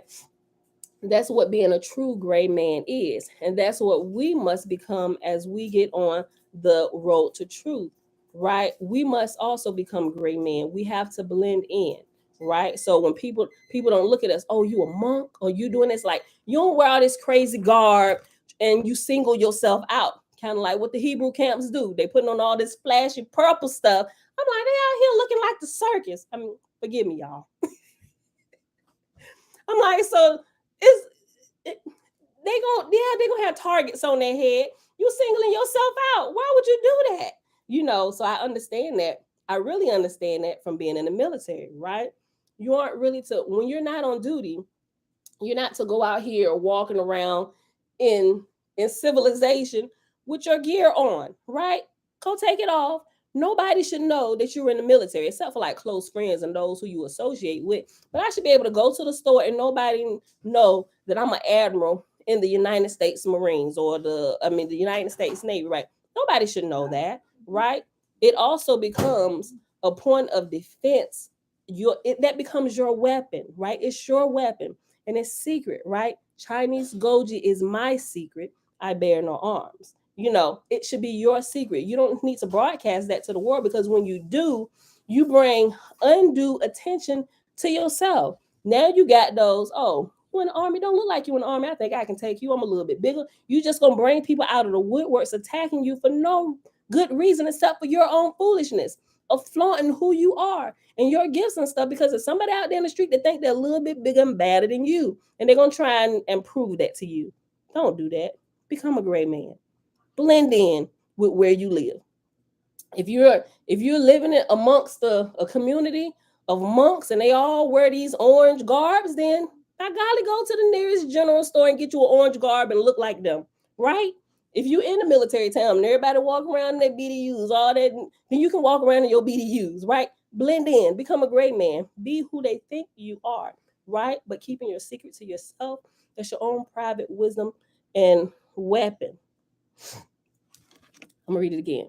See, all occultists and initiates should assume the dress and customs of the nation or the people among whom they dwell, lest any departure from that custom shall cause them to be unduly conspicuous. This is one of the strictest rules of ancient. This is one of the strictest rules of the ancient wisdom teachers, and it is found among the old manifestos of the Rosicrucian Brotherhood. D. A true adept and initiate shall reveal his identity to no man unless that one is worthy to receive it.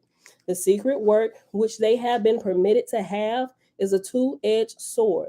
When they have prepared themselves to receive it, it was good for them. But by promiscuously giving it to others, they could do great harm. Therefore, they reveal to no man the secret instructions they have received, nor the source from whence it came, being satisfied to disseminate it quietly and inconspicuously.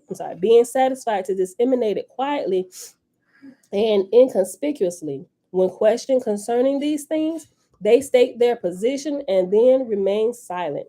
This privilege to remain silent they defend with their lives. Yes. Where you gonna go after? Nowhere.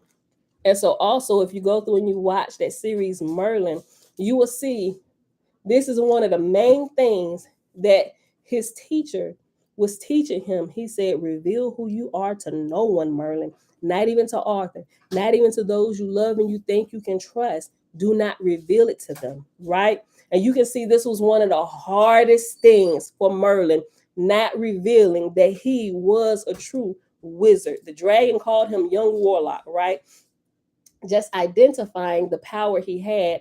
And he grew up with these powers on the inside of him, not knowing why they came, why they were happening, but they've always defended him and saved his life. Even when he didn't know, it would just happen and save his life or save somebody around him, right? Because he was a good wizard or a good warlock, if you want to say. He was using magic in a good way, right? But he had to keep it a secret, otherwise they would kill young Merlin.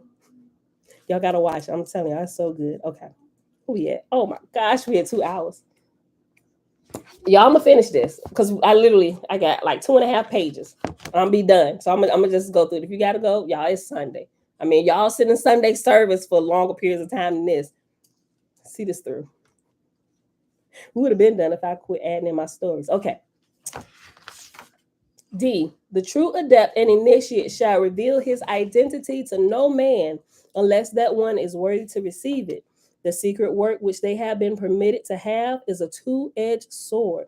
When they have prepared themselves to receive it, it was good for them, but by promiscuously giving it to others, they could do great harm. Therefore, they reveal to no man the secret instructions which they have received, nor the source from whence it came, being satisfied to disseminate it quietly and inconspicuously. When questioned concerning these things, they state their position and then remain silent. This privilege, this privilege to remain silent, they defend with their lives. Being silent on these things is definitely a great privilege, right? Oh boy. Shayla, hey girl, hey, that's why boo. Okay, C. The true initiate and disciple shall never be boisterous or declamatory in his statements, nor radical in his viewpoints, nor encourage such conditions among those with whom he comes in contact, nor speak for his organization or his masters. The true initiate has no will but the will of his masters, nor does he palm off his own judgment as having any more important origin than his own brain. He must take no radical steps unless commanded to do so by the great brothers who have the lives of men in their care. You will see this a lot in church, right? People who claim to have certain type of gifts and they do actually have gifts, they'll come out and they'll just automatically put the Lord said on everything instead of knowing if they truly knew, they would never have to put a title on what they were saying because they know and understand they're walking at authority. I don't have to walk around here saying I'm the supervisor because I'm the supervisor or no, I'm sorry.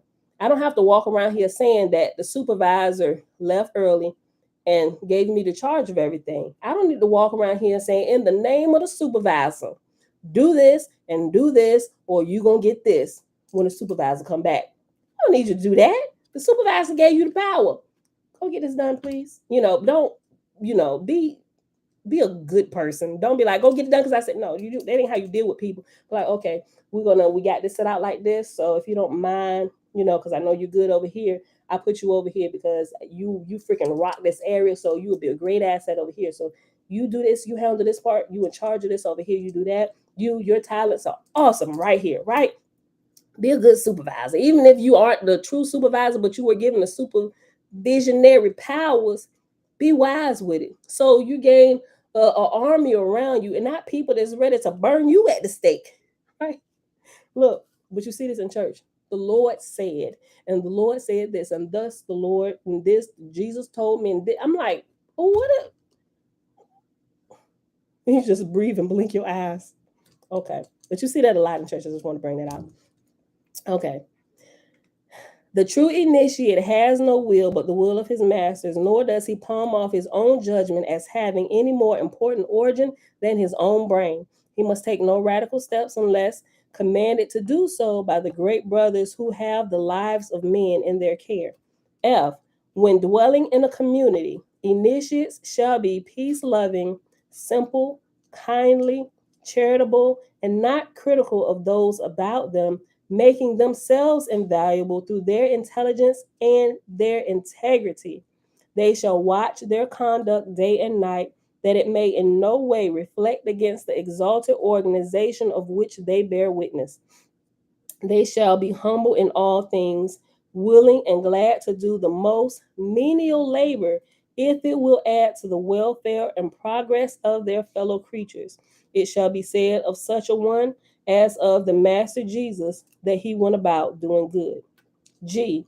Under no conditions shall they use any of the spiritual powers which they possess. Hold on. Under no condition shall they use any of the spiritual powers which they may possess for their own aggrandizement or protection, unless such is for the unselfish good of others. They got that all chopped and screwed and backwards in the church. Everybody building their own kingdom with the powers they have and taking all the money from the people that trust them. It is against the law of all occultism to apply any knowledge which is of a supernatural nature for the salvation, preservation, or the improvement of self. As stated by the Master Jesus, others could help, but he himself could not say, I'm sorry.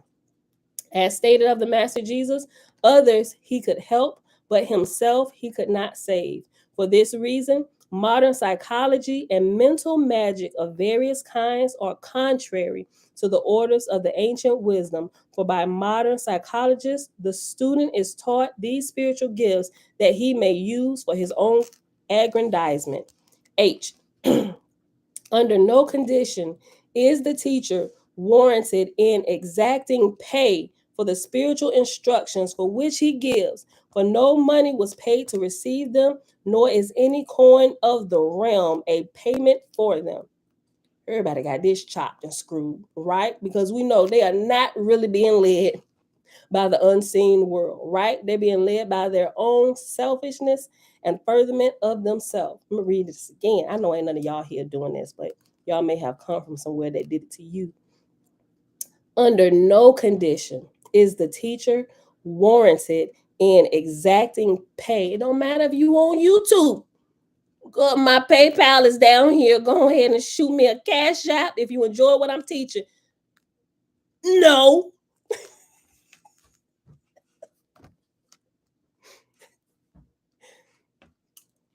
Let me get on with this, y'all. Under Under no condition is the teacher warranted in exacting pay for the spiritual instructions which he gives, for no money was paid to receive them, nor is any coin of the realm, dollars, euros, Bitcoin, Cash App, Zelle, none of the coins of this realm, gold and silver included, right?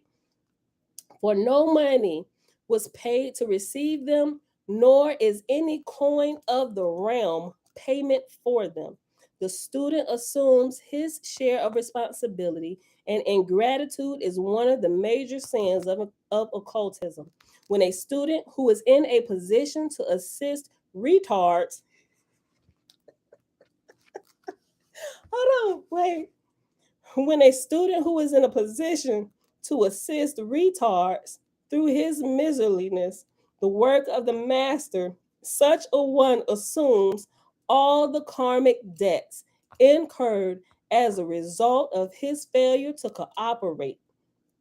No student should study occultism with the object of using it as a commercial enterprise. Such will never see either the masters or the temple. The foregoing may throw some light on the reason why it is so difficult to determine the position of the ancient initiates. Their reticence and humble spirit have seldom found a place on the pages of history, and yet they are the real molders of the destinies of nations.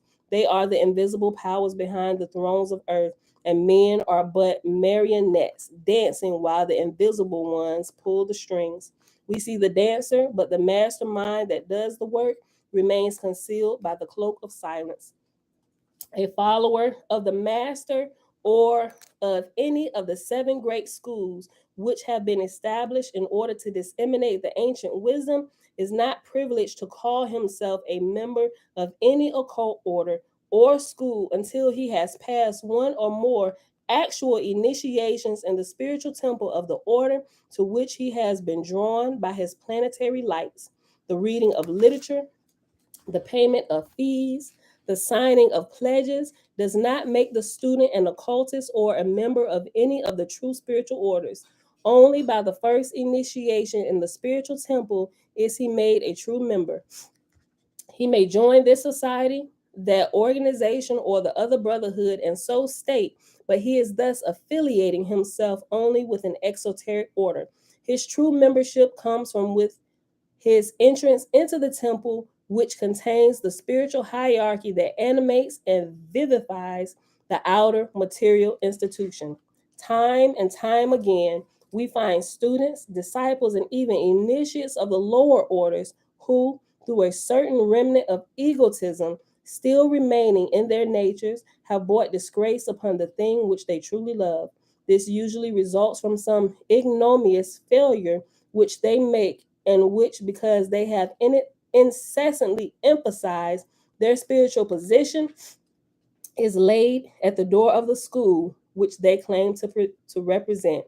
With a slight revision of scriptural phraseology, today many people say, "What good thing can come out of occultism?" This attitude is the result of the great spiritual schools being humiliated again and again by the abject failure of some of their disciples. This condition is largely the result of egotism, for the disciple is unable to stand a little dignity without making sure that everyone knew about it. Egotism is one of the most serious of human failings that the occultist has to overcome, for it makes him insensible to his own worthiness, of which no true disciple should ever lose sight. In this day of religious thought, most people desire to belong to something. Like barnacles, they attach themselves to the ship of human progress. And finally, when a sufficient number of these crustaceans have attached themselves with their hard shelled opinions, the ship either sinks under the weight, or like some of our occult organizations, they must go into dry dock and have its incrustations removed. When you claim membership in anything, what are we talking about this? When you claim membership in anything, ask yourself whether that institution is as proud of having you as a member as you are of claiming membership in it. Most people join spiritual movements to gain something for themselves. They become parasites, living off a tree of wisdom which another man has planted and cultivated.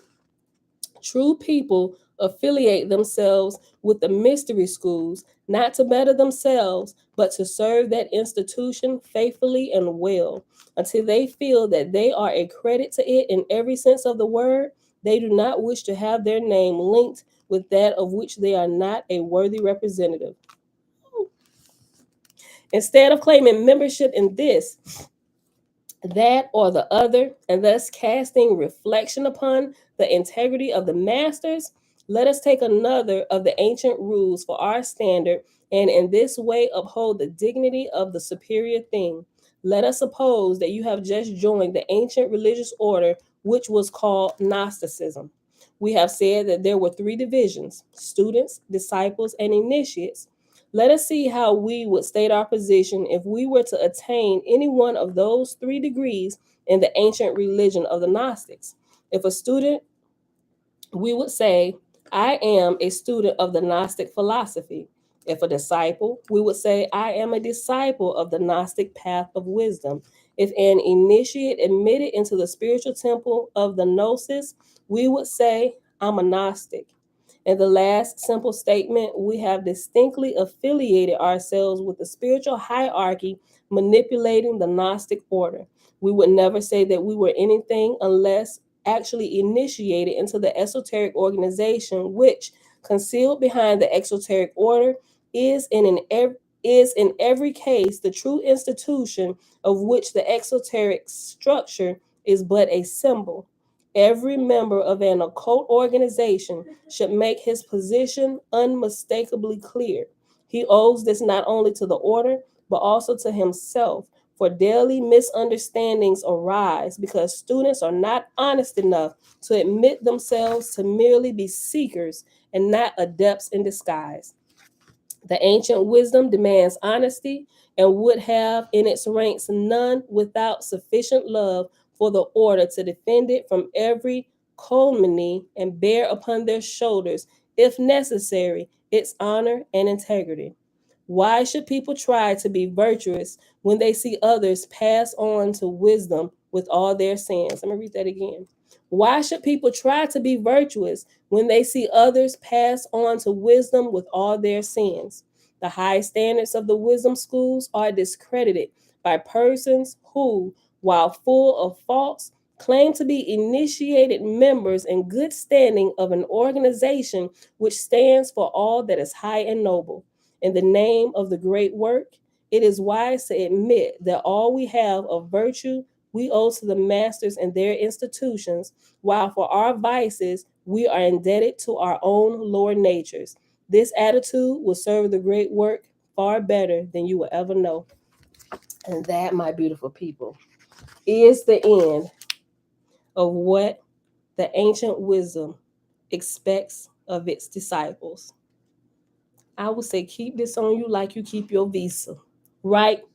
Look at it day and night. Remember this, right? Because as you truly do grow along these paths of becoming an initiate, a student, uh, a disciple, and then of initiate, you're going to have to remember these things. You're going to have to bring with you everything that you have learned up until this point, right? Otherwise, you become a discredit to all that is true and holy, right?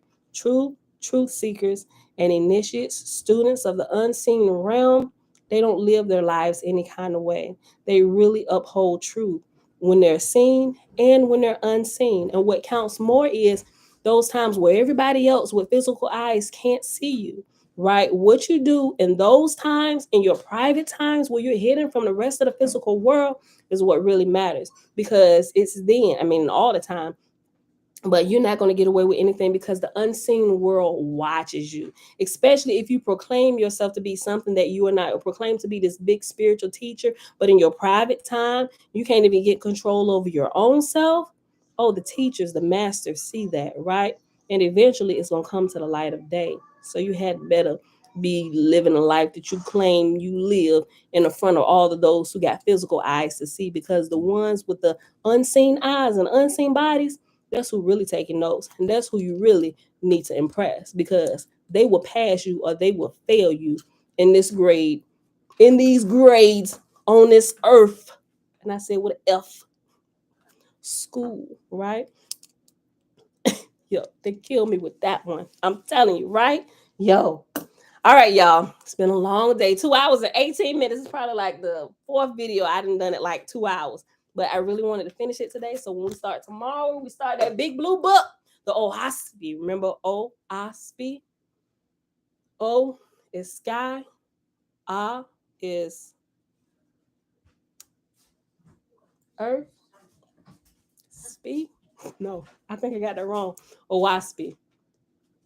Sky. I might screw it up. I'll tell y'all tomorrow when we come back. It's like spirit, soul, and body. Sky, earth, spirit. Yeah.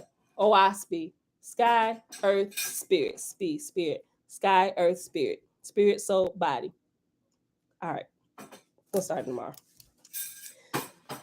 It is Sunday, April the 10th, 2022, day 78 of year 4, reading through the books of the law and the prophets under the 4-year consecutive day count, day 1096 to date. We finished reading the complete Annunaki Bible, all of it. We also completed all of this, what ancient wisdom expects of his disciples. We finished reading all of this, and we are done today, y'all. I love y'all. May Yah bless you and keep you. May you be able to apply all of this raw data. May you convert it to understanding. And then with your understanding, when the opportunities present themselves, may you have assimilated it enough to begin to apply it in wisdom in your life, right? Being able to apply it is true wisdom, because wisdom shows that you have taken raw data, turned it into understanding, assimilated, and you know when to apply it and when not to apply it. May y'all bless you with all those things. I love y'all, and I will see y'all back here tomorrow morning, bright and early.